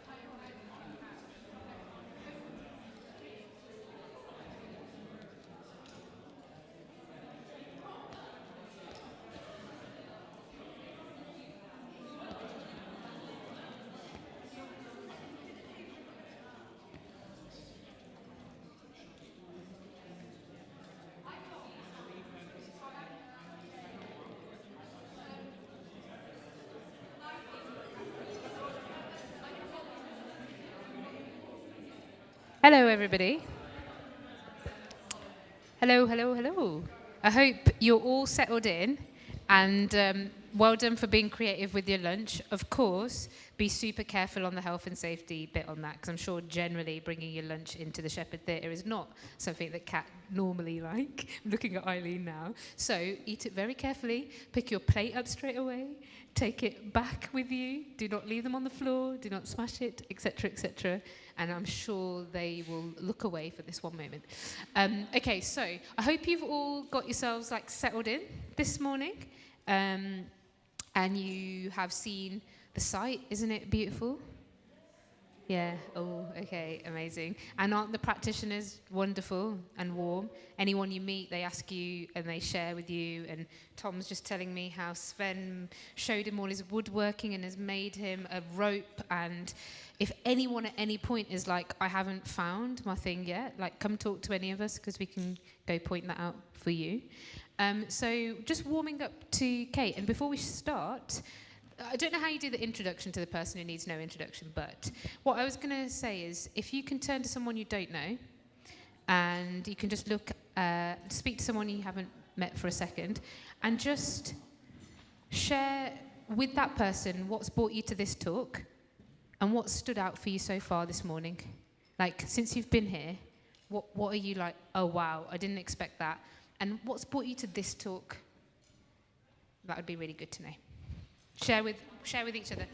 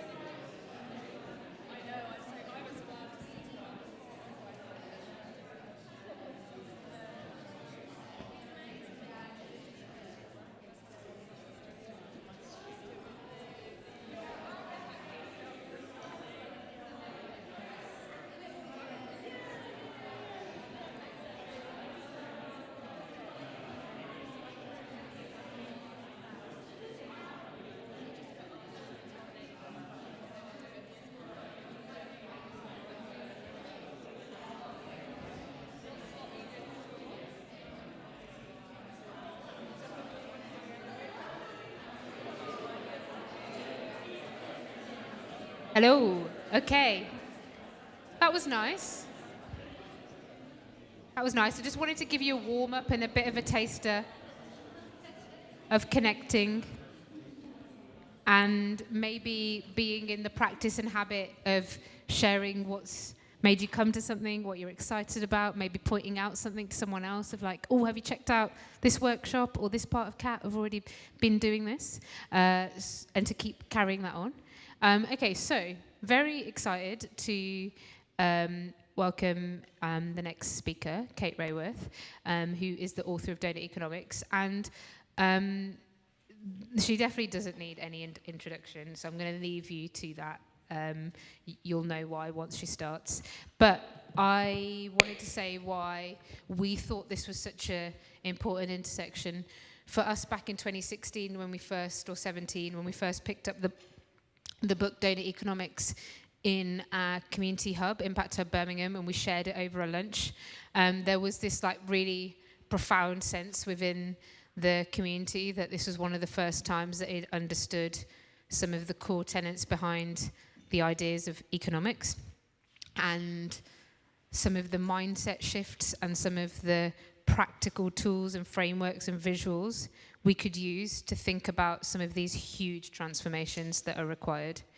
And I guess it doesn't need me to say too much on this, because you'll all know that that has travelled far and wide and all over the world and been hacked and played with in many, many different ways. And for us at Civic Square, it has created a really foundational compass of being able to hold on to the big questions and the directions we need to go in.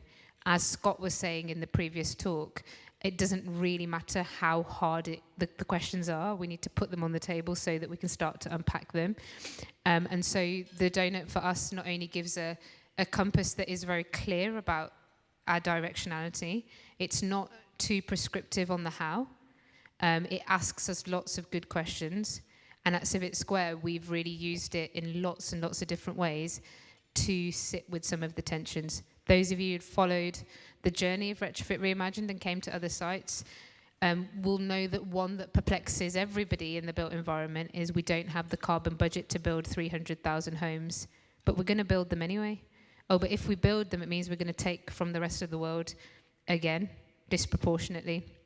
And we're going to have resource and material colonization of an order, again, that is devastating and unjust and criminal. And that question is like, okay.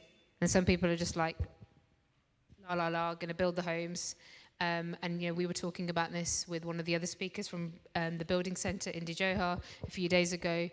And what the Doughnut does for us is really allows us to unpack these questions and be able to sit with them, and then creatively and imaginatively and technically and practically and tangibly and with vision over many different timelines start to unpack what that means.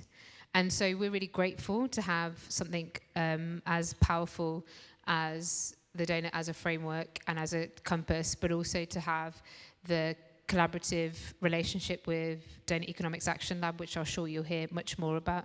So really fundamentally, this moment is really exciting, because when you start to understand the shifts that we talk about in Retrofit Reimagined really are about shifts in the goals of our economy, what we're all working towards. There's shifts in how we relate to one another, our homes, our streets, our neighbourhoods. There's shifts in how we relate with the land and how we understand our relationship with materials. It's great. It's taken a couple of years, but we're really excited that this talk has now come together, and we hope it will be as powerful for you as possible. And on that note, I'm just going to leave you in the capable hands of Kate and say I hope you enjoy.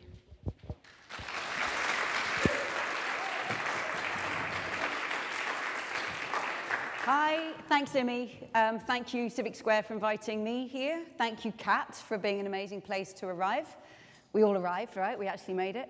I'm really delighted to be here. And I'm going to tell you why Doughnut Economics loves Retrofit Reimagined. And I'm going to give a spoiler right now. I'm not going to do a Q&A today, because I've got as many questions as you, and you've got way more answers than me. So instead of Q&A, we're going to do D&L, which is discuss and listen. All right? So what I'm going to do, I'm going to just lay out lots of ideas of Doughnut Economics, ones that I don't normally get the time to do because I've got more time today. I'm going to lay out some ideas and then invite you to discuss them briefly. What's coming up? What's coming up? But then this whole weekend is about discussing these ideas and digging into them. So that's what we're going to do. And I'm going to time myself. Okay. So this is why Doughnut Economics loves Retrofit Reimagined, because we're just so connected, right? So Doughnut Economics is basically 7 ways to think like a 21st century economist. That's the book I wrote. If the goal is to meet the needs of all people within the means of the living planet, how would you think? Not what would you do, what are the policies, what are the answers, but how would you think? That's the ways of thinking. Civic Square and Retrofit Reimagined have picked that up in a phenomenal way, put it at the heart of Retrofit Reimagined. How would you retrofit a street? And then actually taken it to real places, actual streets, neighborhoods, towns. How do you land these ideas actually on the ground? So Doughnut Economics and Retrofit Reimagined and Civic Square aren't just made for each other. They're actually making and remaking each other and influencing each other in the way we work. I think we're also both really inspired by transformative thinking, and I'm going to give us 3 quotes that I think really apply to the work of DEAL, Doughnut Economics Action Lab, and Civic Square. So the first, Bucky Fuller. You never change things by fighting the existing reality. To change something, build a new model that makes the existing model obsolete. So we're not here to tweak, to critique, to incrementally. We're proposing new ideas, propositional positive things, propositional neighborhood-based solutions. Let's go to Milton Friedman. Yes, Milton Friedman. Only a crisis, actual or perceived, produces real change. When that crisis occurs, the actions that are taken depend upon the ideas that are lying around. Okay, Milton, but why would you just leave ideas lying around? Why wouldn't you have them actually up and running? Proof of practice in neighborhoods, in towns, in cities, in businesses, in classrooms. And we know, and Civic Square know, that we can only right now be working in a tiny fraction of the world's neighborhoods and communities and towns and cities. But as crises occur, and we know they are occurring, as they occur, people will look to ideas that aren't just lying around, but are actually proven in practice. And this is how they will spread and scale. And that's enough from old white men. Let's hear from Shirley Chisholm. First black woman to be elected to the House of Representatives in the US, so she knows a thing or two about breaking boundaries. If they don't give you a seat at the table, bring a folding chair. Doughnut Economics is not given a seat at the table in almost any economics departments in universities. Civic Square, I know, are constantly calling for more attention given to community-based, bottom-up, civic-led initiatives when working with government. So we bring the most fantabulous folding chairs, right? We bring irresistible festival, bring your family. It comes with crayons and felt tip pens. You're gonna love it. Who wouldn't want to be involved? So we have so many things in common. Okay, I'm gonna dive in. Here is the donut. Let's just get the donut out of the way, okay? The donut, it's a compass. Think of it as a compass, a goal for what we actually are aiming to do. The aim here is to leave no one in the hole falling short on life's essentials, leave nobody without their human rights of health and education, security, housing, income, voice. The world's governments have already agreed on this through the Sustainable Development Goals. So you leave no one in the hole. But as we interact with the cycles and materials of this earth, don't overshoot planetary boundaries. Don't push beyond the limits of the life-supporting systems of our planetary home. So the shape of progress is not endless growth, it's thriving in balance. And if that's the goal, we are very far from that right now. This is the global donut, and all of the red shows us the extent to which people, billions of people worldwide, are falling short on life's essentials, and humanity collectively, some of us with more accountability than others, are overshooting many planetary boundaries. So this is humanity's selfie. This is the state of us and the living world now. And let's remember that last century's economic theories, last century's government policies, business models, community lifestyles, none of them were designed to solve this. In fact, they've all contributed to this. If we're going to turn this story around, we need new theories. We need new government policies, new business models and practices. We need new community lifestyles, ways of living, to actually be the generation that starts to turn this story around. How do we even begin to do that? So this is what I want to share, some of the core ideas from Doughnut Economics, and then lay them into the space of Retrofit Reimagined, which is what we are all doing over this whole weekend. So I'm going to start. If that's a compass, okay, what's the map? What's the biggest picture of the economy that we need? Most students of economics, did anybody here actually ever study economics at school or university? A couple of hands, yeah. What's the first diagram you remember learning? Oh, Melissa's got a very good memory. Diminishing marginal returns, excellent. Many people remember supply and demand, right? Sticking the market at the center of our vision. Very technical, abstract, and actually not true to who we are. I think we need to start with the biggest picture of the economy, the whole picture, so that we can see the whole before we dive into the parts. So I call this the embedded economy diagram. Okay, this draws on ecological economics, feminist economics, commons theory, puts them together in one picture so that we don't miss any of them from day one. What's going on? We've got the economy. It is a subset of society because it's just a human construct. We invented it. It's a complete invention of human relationships. And human society is embedded in the rest of the living world. So we need to recognize economy in society, in living world. And that's the ecological economics move. From day one, the economy must therefore be compatible with social well-being, but also with the cycles of life. We draw in materials, we put out waste, we're bathed in this river of solar energy. We need to create economies that actually work with the cycles of the living world. And of course, that is exactly what CAT has been doing for decades. But let's dive inside. Within the economy, there are different fundamental ways, different realms or modes of production, of producing and distributing and consuming things that we want and need. Mainstream economics jumps in with the market, supply and demand. And in that space, let's just think about who we actually might be. You could be a consumer buying stuff or a producer making and selling stuff.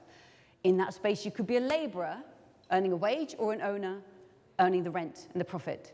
Or you could be excluded from this. You could be destitute without access to markets. In the space of the state, a resident, a service user, a public servant, a voter, a regulator, or you could be stateless. So these are many roles that you might play on either side of that relationship. These are all relational. Mainstream economics focuses on these two, market and state, 20th century boxing match. Let's bring in two that really fundamentally matter that are often ignored, the household, where we are a child or a parent, a partner, a relative, caring for each other through intergenerational relationships. Or you might be kinless and therefore excluded from family relation. And then the commons, where we might be a member of a commons, a co-creator, a steward, a volunteer, a sharer, a repairer, or you might be excluded from the commons.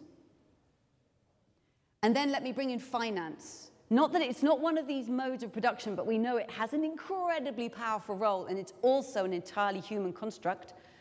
In finance, are you a borrower or a lender, an investor, a speculator? Or are you financially excluded without access to finance and therefore financial markets and relationships? We all weave these roles seamlessly together every day. We're all involved in all of these, maybe on one side or both sides, changing through our lives, but we often don't name them. And I think it's really powerful to name them because all of these are roles that we each play within the economy. And in fact, I think it was COVID that made them much more visible to us, because when COVID shut down so many physical market spaces for the need for physical distancing, and then the online markets got supercharged, one of the first things that happened was people asked whose work is essential work and why is it so poorly paid? And actually what jobs do need to keep going?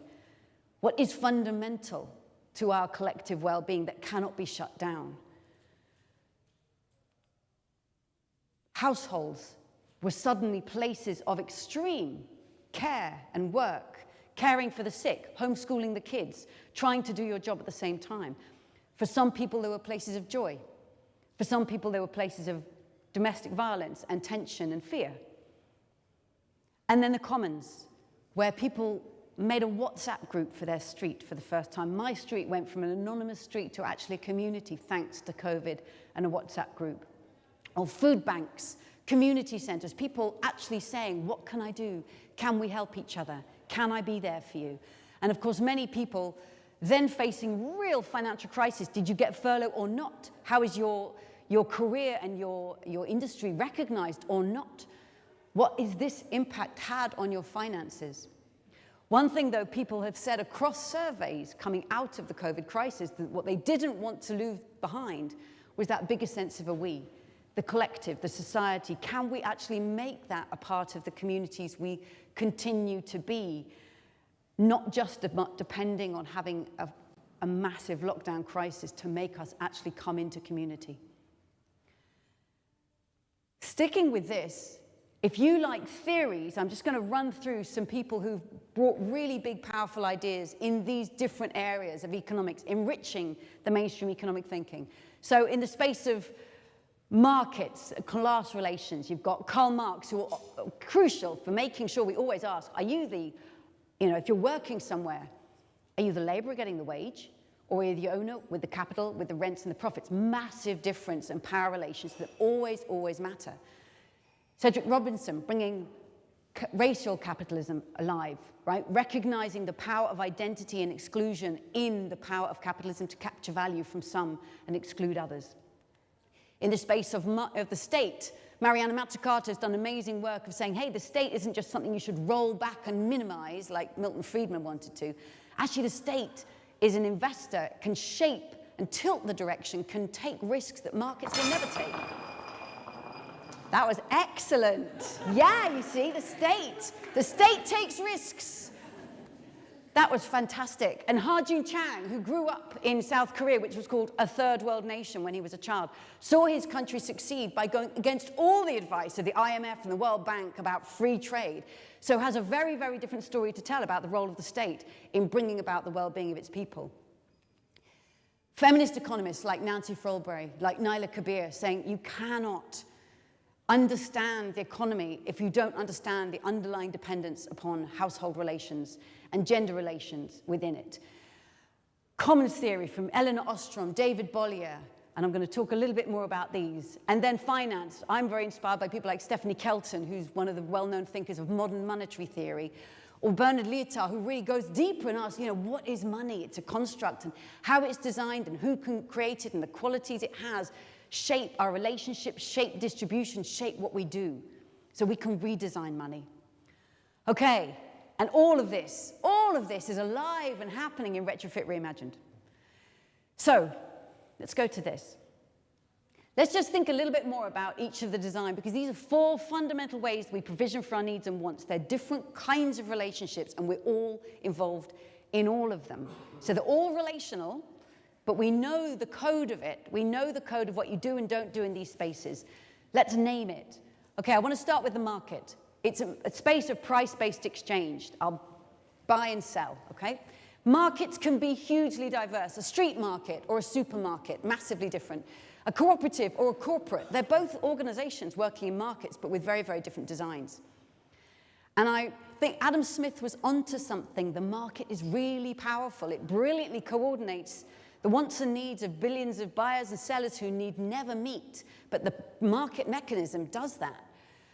So they're very powerful, but markets only serve those who can pay, and the rest they ignore. That's a massive caveat. And they only value what's priced. The rest they tend to exploit. This is why no one would want to live in a society whose only mode of provisioning was the market. It has to be kept regulated and as part of a much bigger set. So let's go to the household. Now, I really like this picture. It's from the cover of Nancy Fraulberry's book, Who Pays for the Kids? It's a very stylized kind of 1950s idea, but what we've got is man goes off to work in the factory, comes out with a wage at the end of the day, comes home to wife, who cares for him, provides his dinner, does the washing, cooking, cleaning, looks after him when he's sick, raises the kids, the next generation of workers, the reproductive work, so that he can then go fresh and ready as labor back into the factory the next day. So it brilliantly shows the interdependence of the productive, paid economy, and the reproductive, but unpaid, care economy. They are 2 parts of the same system. But this one is utterly subsidizing that one. So this is a very stylized, out-of-date image. We know that relations of who does that unpaid caring work has changed, is changing continually. But we still, across whoever's doing the caring work, we need to ensure that it's recognized, its importance, and the time that it takes, right? It takes time. That's the ultimate currency. That it needs to be reduced through labor-saving design. When my children, I have twins, and when they were 1 year old, I had this bicycle, you could put one in the front and one on the back. I just got gender and technology in a way I had never got until that moment. It was my freedom machine. Redistribution within families, within communities, redistributing who does the caring work, who does the washing up, who does the cooking and the house cleaning. How do we renegotiate that? And then making sure that this and the carers are represented in decision-making spaces. And of course, all of this is really relevant to Retrofit Reimagined. How do we redesign our communities, our houses, our spaces, our shared spaces, so that unpaid care is loved, protected, and made possible? And I'm so thrilled that there are kids in the room today, mine included, who have come with their parents, because this is about bringing unpaid care and into the world of work and the world of transformation. So let's go to the commons. I love this image because this weave of cloth only exists because of all of the people who have brought a thread and are looking after that thread. And that's what makes the cloth. It wouldn't exist without all of their work. So the commons, as David Bollier says, if you ever want to know, is this a commons?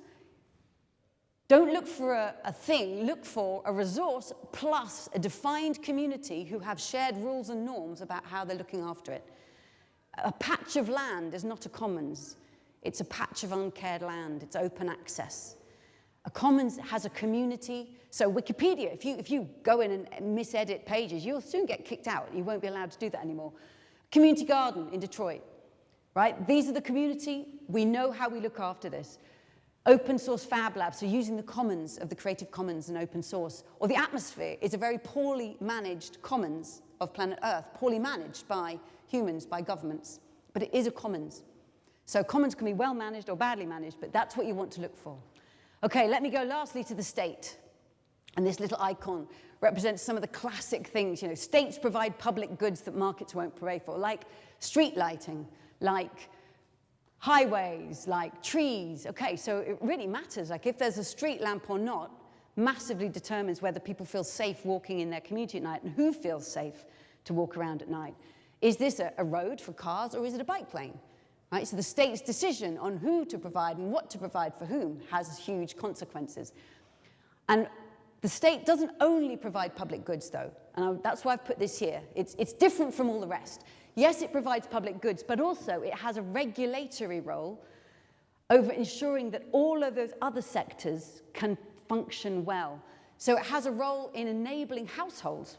Parental leave, for example, contrast Denmark's 1-year parental leave for both parents to the US. I think a mother gets 6 weeks and then you're straight back to work.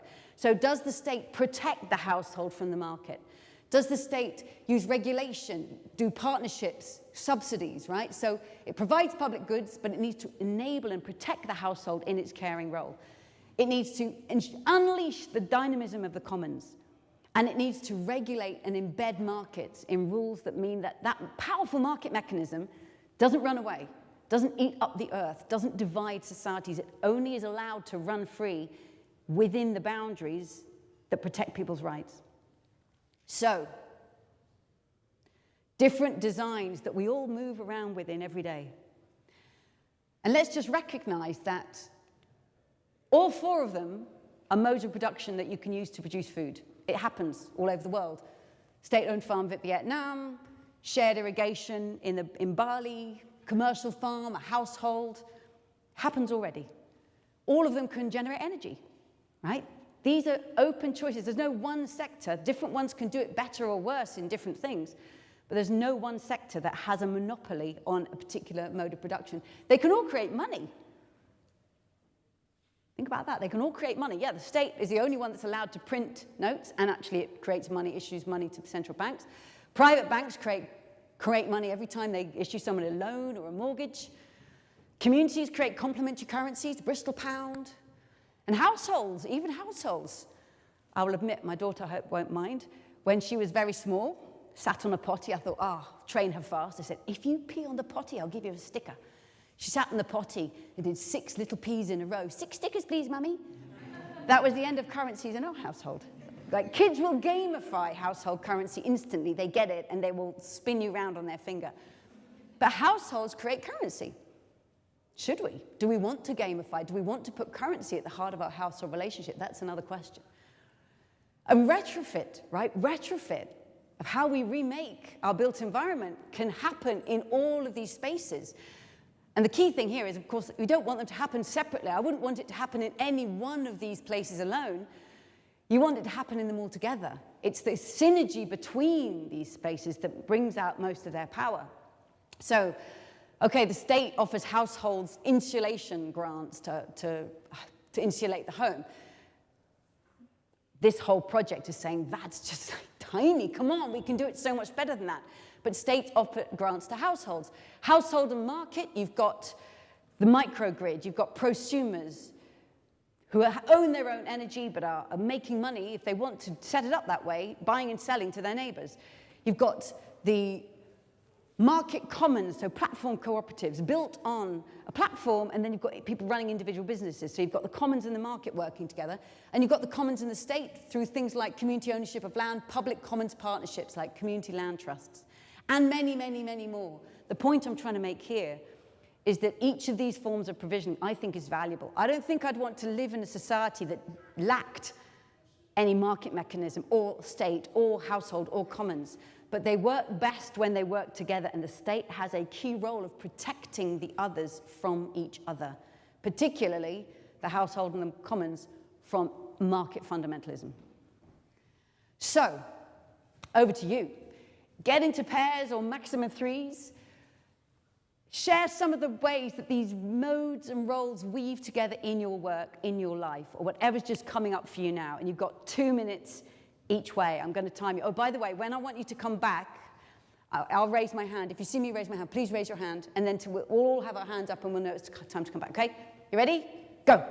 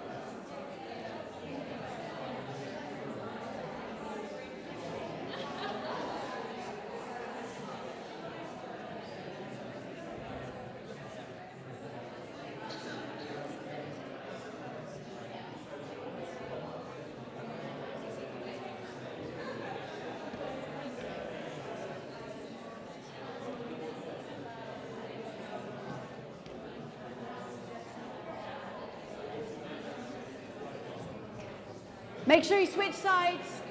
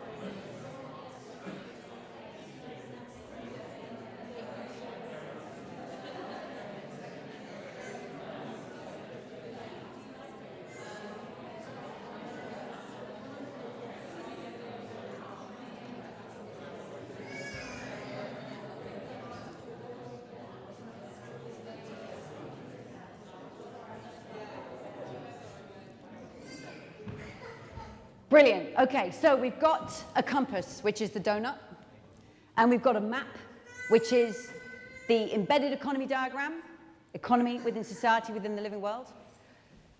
Now we're going to look at the dynamics, okay? We need to transform the dynamics of our societies. I mean, the dynamics of the economy we've inherited, the last 100 years have led us to this.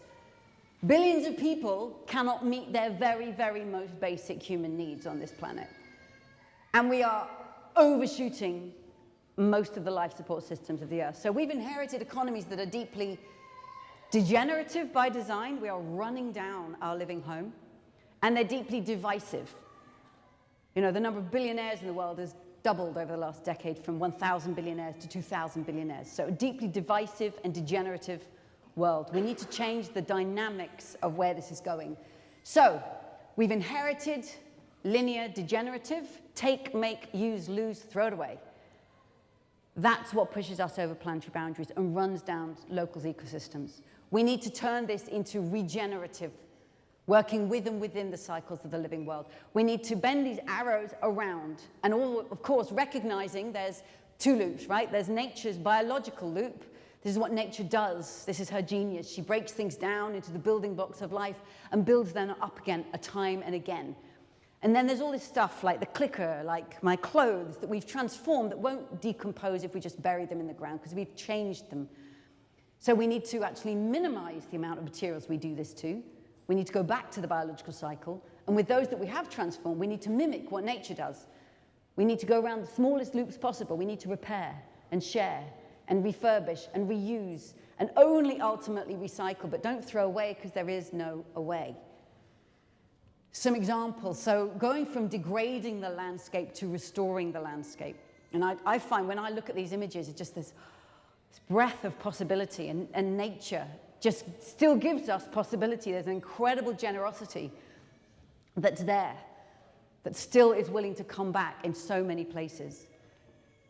Going from industries that throw our waste in the neighborhoods of the world's poorest people. And I really hope, you know, the kids who are in this room, when their children are grown up, will ask them, did you ever see this? Did you know about this? You didn't know about this, did you? How could you have known about this? Because this is normal to us. We know this.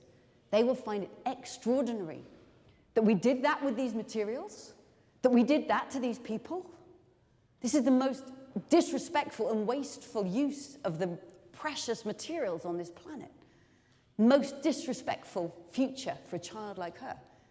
We need to be going way upstream and repairing and tweaking so that this should be modular, so you could take it apart and replace just the bit that's missing, not throw the whole thing away. So a deep redesign of everything that we use and reuse.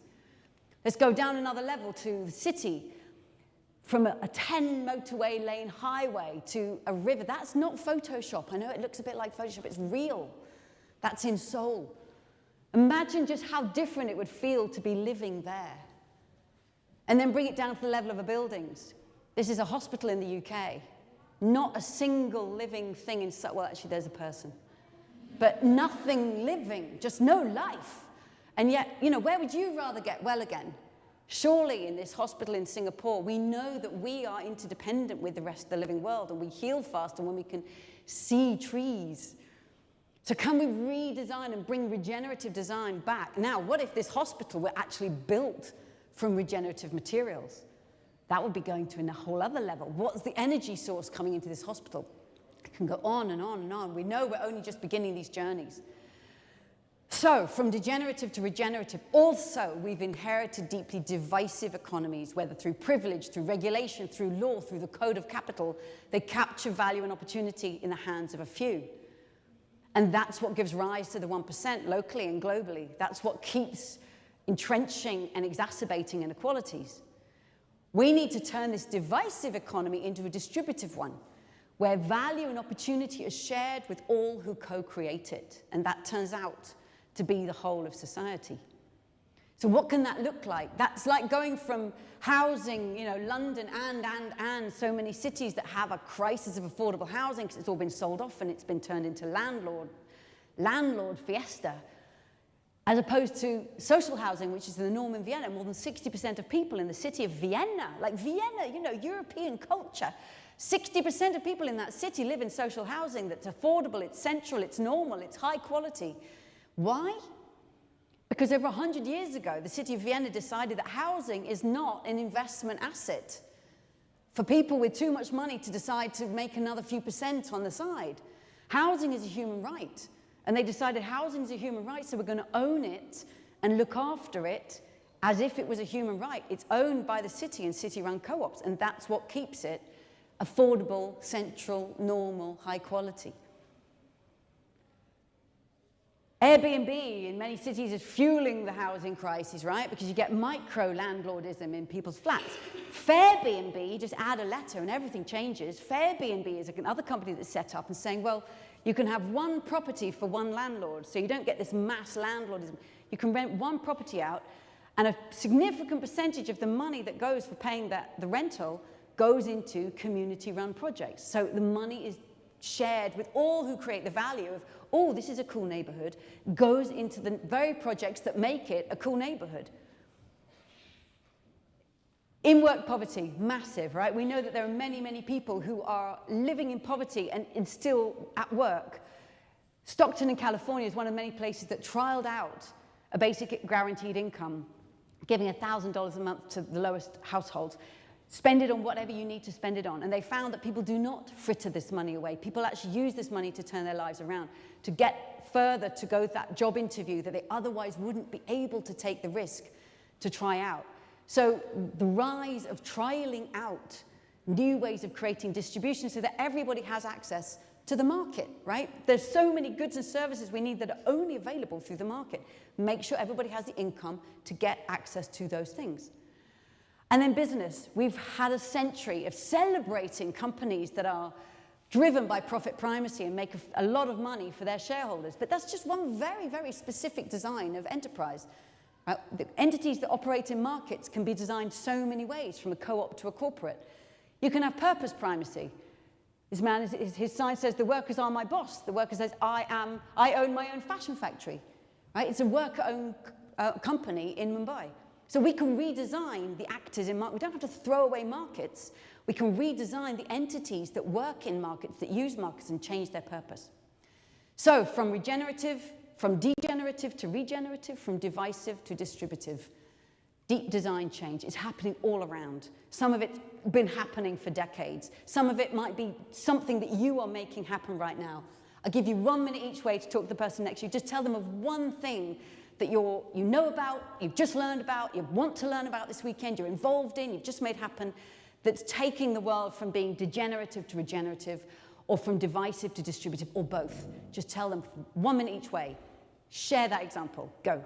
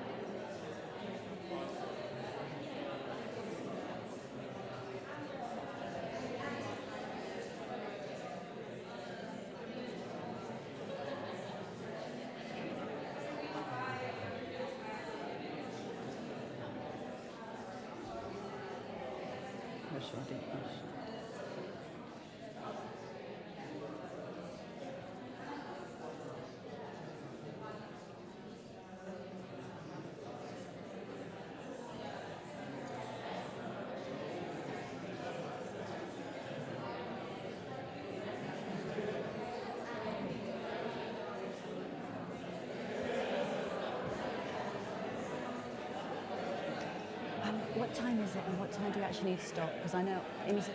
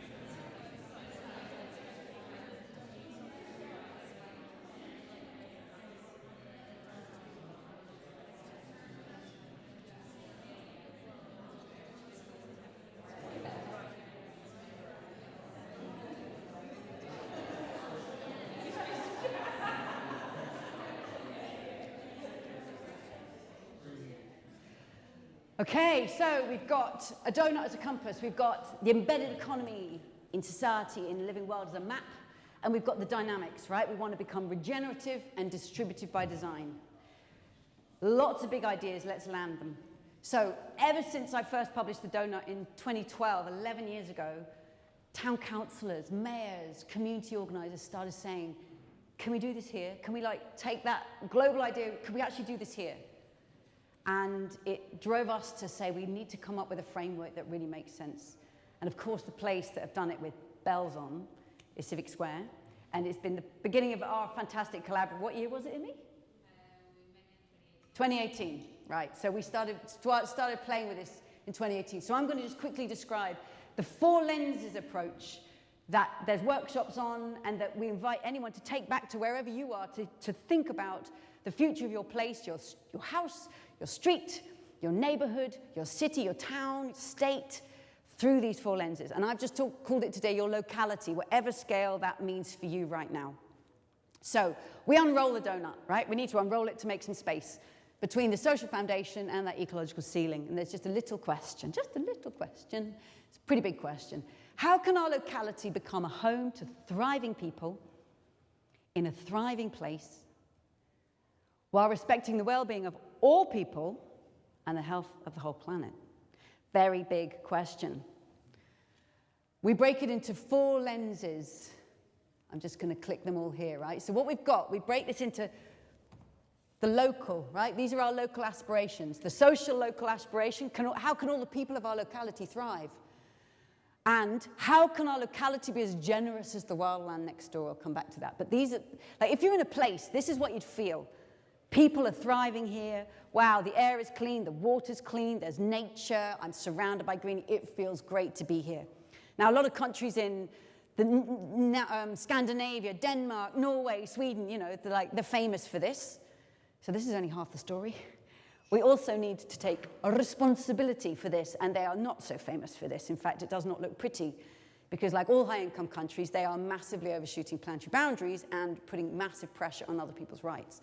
So we need to also respect the health of the whole planet and the well-being of all people, because we know that every place is connected to the whole world. Just this room, right? Think about the clothes that we've all walked into here wearing. They've been made in countries all over the world. Who stitched these clothes we wear? Who packed the food we've eaten today?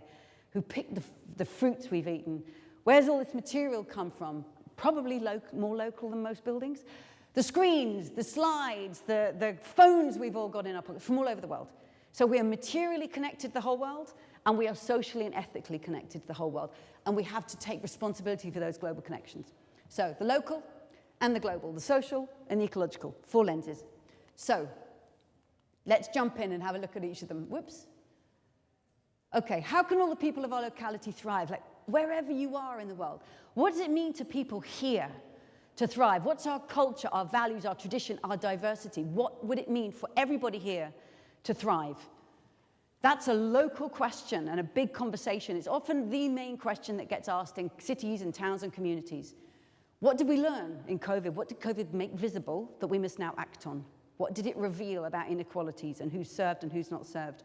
And what is our secret strengths, the deep values that as we pivot, what are the values, the cultures, what we're proud of from being from here, that we can use those to pivot to become new? Those are just some of the kind of questions you can bring to the local lens. Okay, local ecology. So this comes from the biomimicry thinker Janine Benyus, and if she were here, she'd say, take me to the wildland next door. And Kat will probably say, we are the wildland next door, you're in it.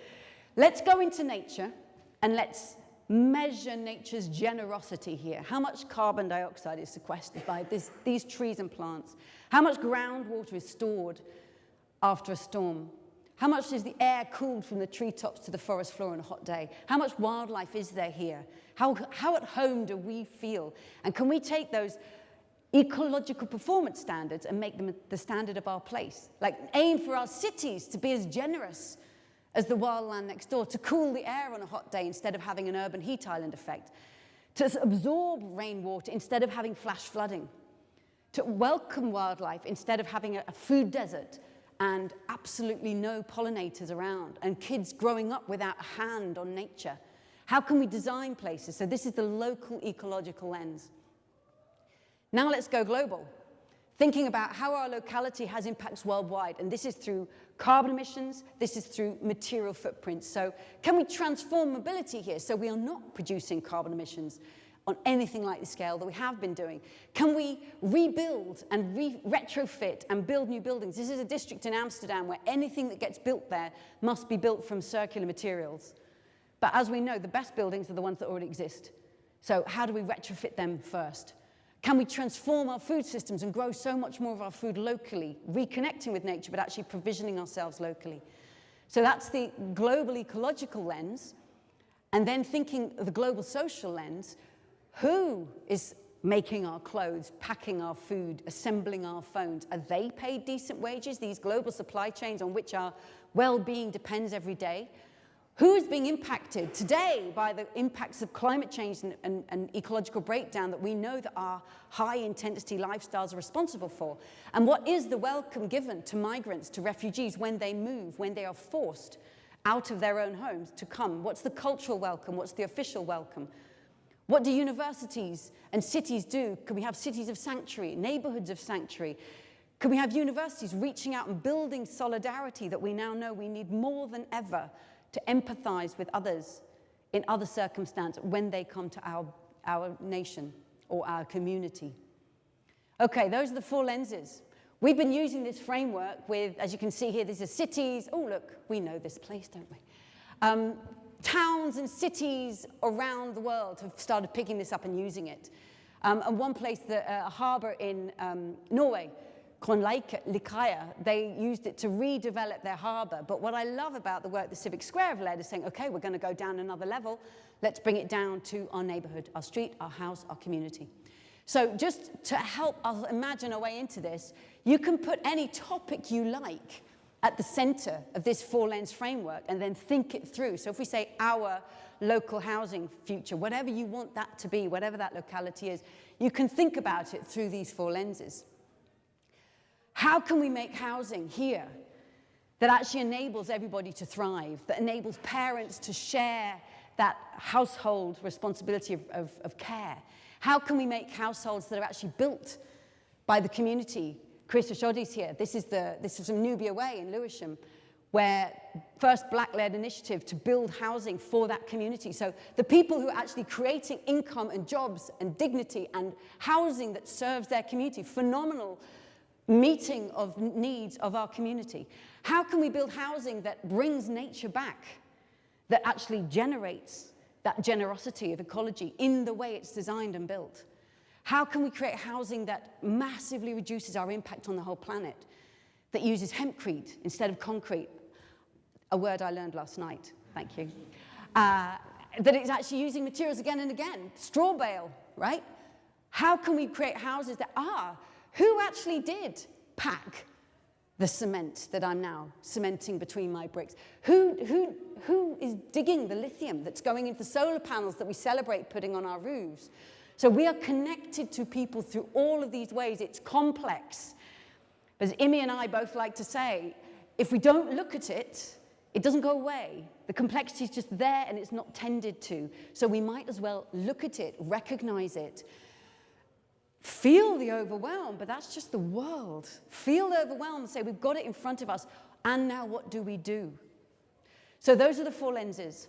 And actually, before I go on, I'm going to give you 1 minute each way. What is coming up? What is this making you think of? What do you want to do? 1 minute each way. Go.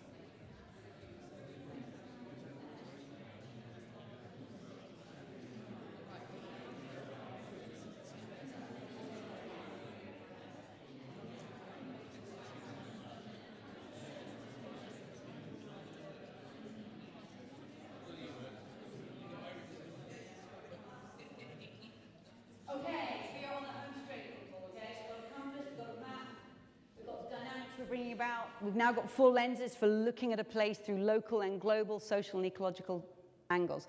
When we first started using this, the city of Amsterdam was the first city we used it with, and we created the city portrait of Amsterdam.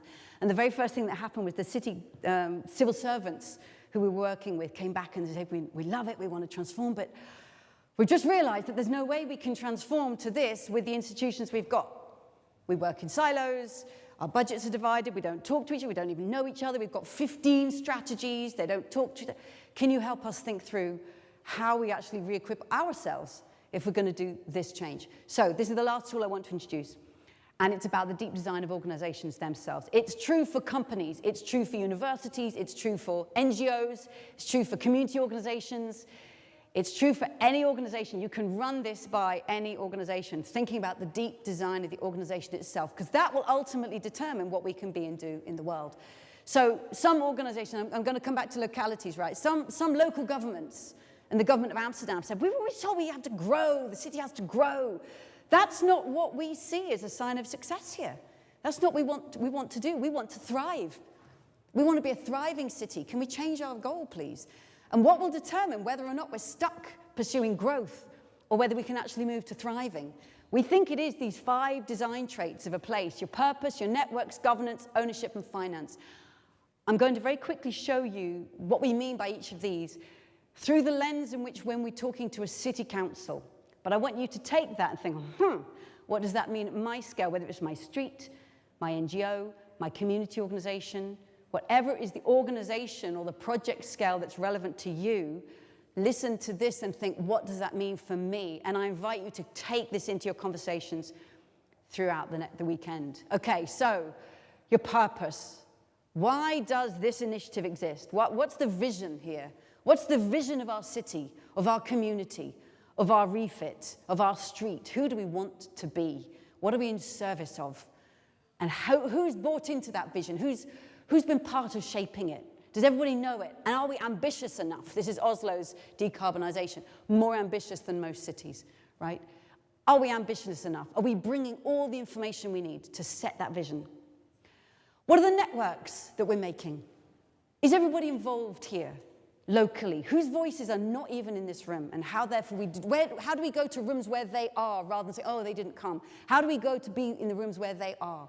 How do we network with others like us? This weekend is a bit like this, right? This is mayors around the world. But hey, we don't need the mayors, we're the people. We network here, we network in so many ways, together, learning together, and being surrounded by allies who share your visions and help and hold you to your values.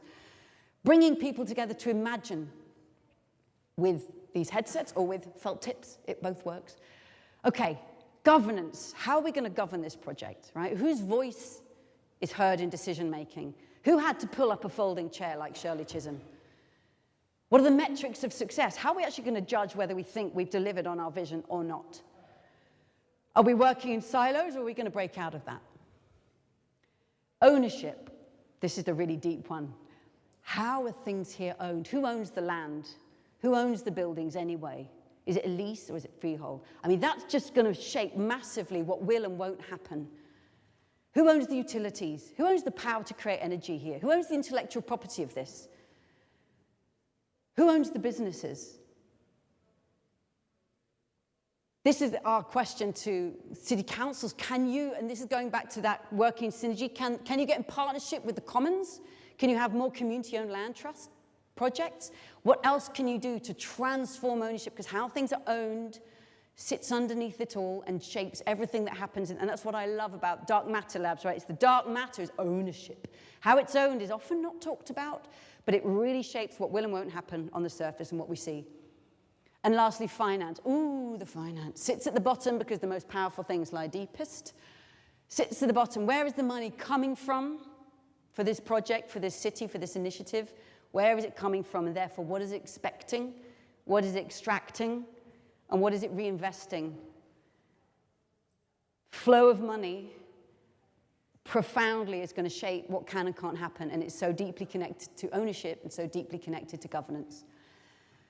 So we've used this tool with many cities. We began with Amsterdam. We've done it online, in person. And the wonderful thing that happens when you work with city councils, the first thing they say is, you mean we're actually talking about this? Like, this is behind everything, under every table, off the agenda, because it's too political. But it's everything. Of course we're talking about this. Put it on the table. Let's talk about ownership. And there's this sort of childlike naughtiness in civil servants' eyes, because like, oh, we're actually talking about the thing that we never talk about that shapes what we can and can't do every day. So we put it on the table, and we invite you to put it on the table in your projects every day. So I'm not going to stop us now, but what does this make you want to discuss? What in your own project and your initiative, your work, your community makes it, oh, we have to talk about, because that's what's, what enables you to move forward and what's holding you back? Where are the barriers and what's already enabling you to become the place you want to be? Okay, wrap up, because I know I've shared a lot. We started with a compass. This is the story we have to turn around. We have a map. The economy is embedded in society in the living world. There is the market and the state and the household and the commons. They're all valuable, but they need to work together to work well. And finance needs to be redesigned to be in service to this real economy and its many modes of provisioning that enable us to be ourselves and to be a society and community of we. We need to go from being degenerative to regenerative and from divisive to distributive. Transform the dynamics. And if we're going to transform the dynamics, we need to look not only locally, but also globally. Think about the social and the ecological in place. And we need to land all these ideas in place.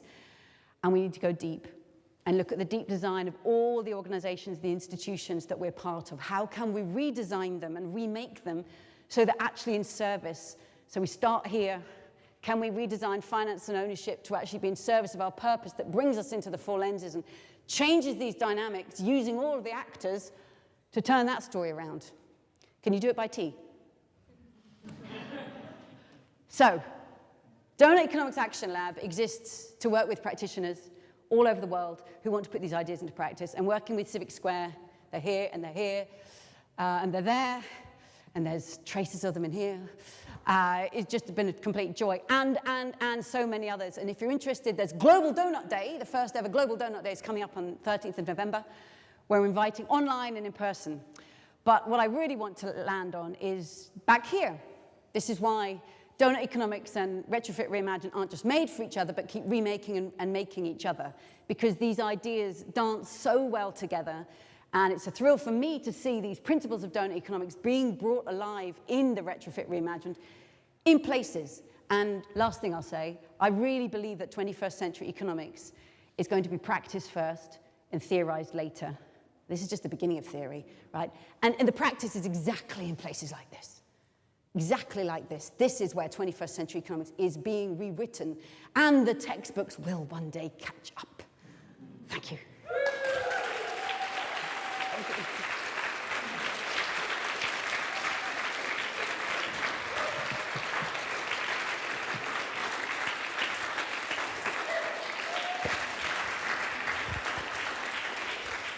That was good, wasn't it?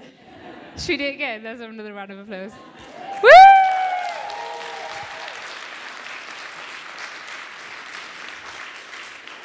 I'm just particularly happy because this drum, I've been like, I know I talked to Sarah about it a lot, particularly like the connection between the work that we're all trying to do in Retrofit Reimagined and the fundamentals of the ideas of the donut are really a match made in heaven.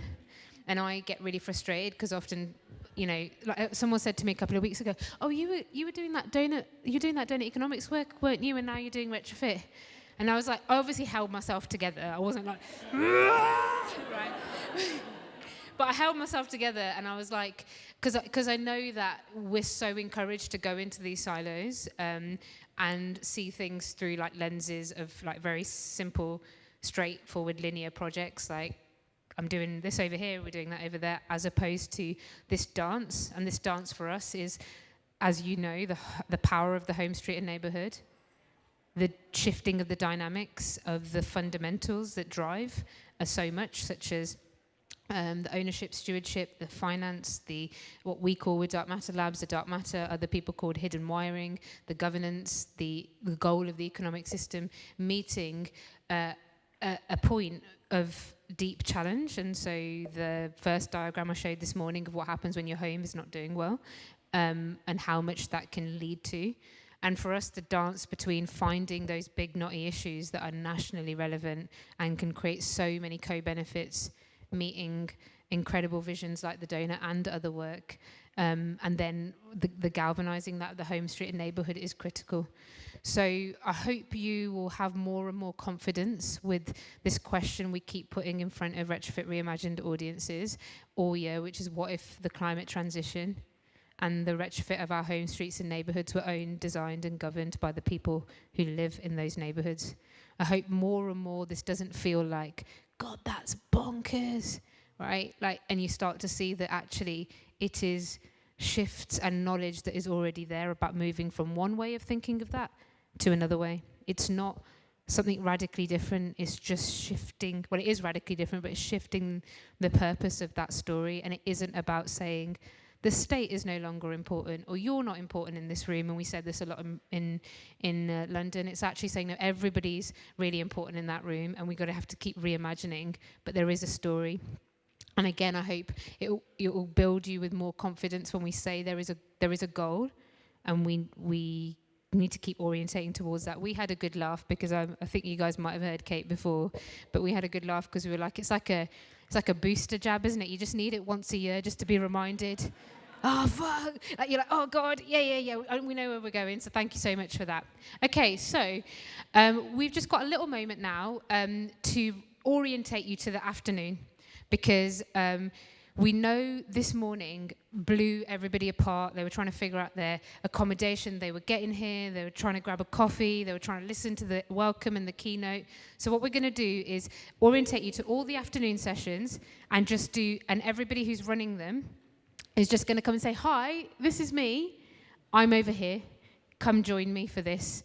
And you're going to be really lovely to everyone, right? Because it's what we're not doing is, it's not like blind date where we'll be like, and I'll choose number 3, and like this one's better than that one, okay? It's just everybody telling you who they are and what they're up to, so you can navigate it and you don't just have to keep seeing my face. So if everyone running something who's meant to be down here could just come up to the front.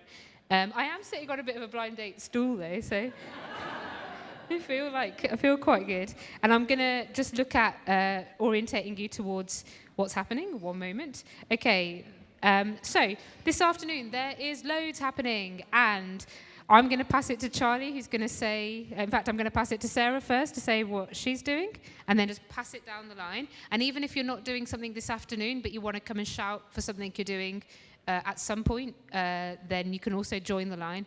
Straight after this, go head off with one of them. It hasn't started without you because they're all here, okay? We're about 20 minutes late. And be really nice to everyone. This is not a competition of whose session is better, okay? And finally to say, except for Tim's, which is the best, but also to say that there's also a workshop exploring Retrofit, the built environment, our home streets and neighbourhoods meets the Doughnut at 4 o'clock as well, which I'll just do the shout for because I can't see anyone. I bet Kate's got no words left at this point. Okay, then Tim, given that yours is the best. No. Go on. Hi, so with Daniel and me, we're going to be talking about land and how communities can reclaim land, but also we'll be showing our film, which is on a self-build, and it's community self-build, which is how people built their own houses, eco-houses, first ones in London with grass roofs and so on, but it's also, the people are going to tell you their story, and it's about the self, the individual, how you grow the individual through a collective effort, and it's very honest film as well. I'm going to go there. We're going to be part of the leveraging built environment do I want to say institutions? No. Leveraging the built environment. So I think there's myself and Charlie, and there's a few others joining us as well, and we're going to maybe talk about the stuff I referred to earlier on about what we're used to in the straight up and down built environment and how we actually start to connect some of those silos, I think. I'm going to pass it to Charlie to elucidate. Yeah, and so if you've had any experiences of organizations that have a lot of power and resource and you've thought, wow, these guys are useless, why are they not doing more with all that power and resource? We're kind of hoping to maybe provide some sort of demonstrations of how you can actually organize to take hold of these bodies and organizations and actually push them towards the kind of directions that we'll be talking a lot about in this entire festival. And that is going to be in the Brook Trust Room, which is, if you go up to the second floor, and then there's a corridor, and you go all the way down to the end of that, and that's the Brook Trust Room. Really, really nice space, overlooks the site of CAT, so, you know. You can tell I chose where the programs went, because that's where I'm going to be. Say something on that. It is a beautiful room, and I love this set. Okay, you guys sell it. Okay, sell it. Ignore what I said. Don't be humble. What I was going to say is Charlie and Sarah won't really say big themselves up enough, but and don't tweet this, don't put his face over everything, but Charlie is one of the team behind quite a lot of the substantial shifts that have happened at REBA. So the new workers' rights president, sorry. And what I mean by when you're talking about can you shift big institutions that have got entrenched power, they have the Just Transition Lobby, the REBA councils, the REBA president, Future Architects Front, all of this is what Charlie and others are involved in. So it's not kind of a like, let's just think about what we could do. It's like, oh no, in the space of the year, they've turned around institutions that nobody said could change, right? So I really recommend this and hanging out with them as well. But you're just going to be humble. So, and he's got a great room. He has chosen the best room for his own session. Oh, thanks. My name's Dan. I'm part of a filmmaker-artist kind of duo, and we're doing a project called Power Station, where we're trying to turn our street in London into a renewable power station, but also to build in turn it into a food street, and you know, also doing all of the sort of other retrofit things. So we're making a feature film called Power Station. It's sort of, we're distributing it as we go.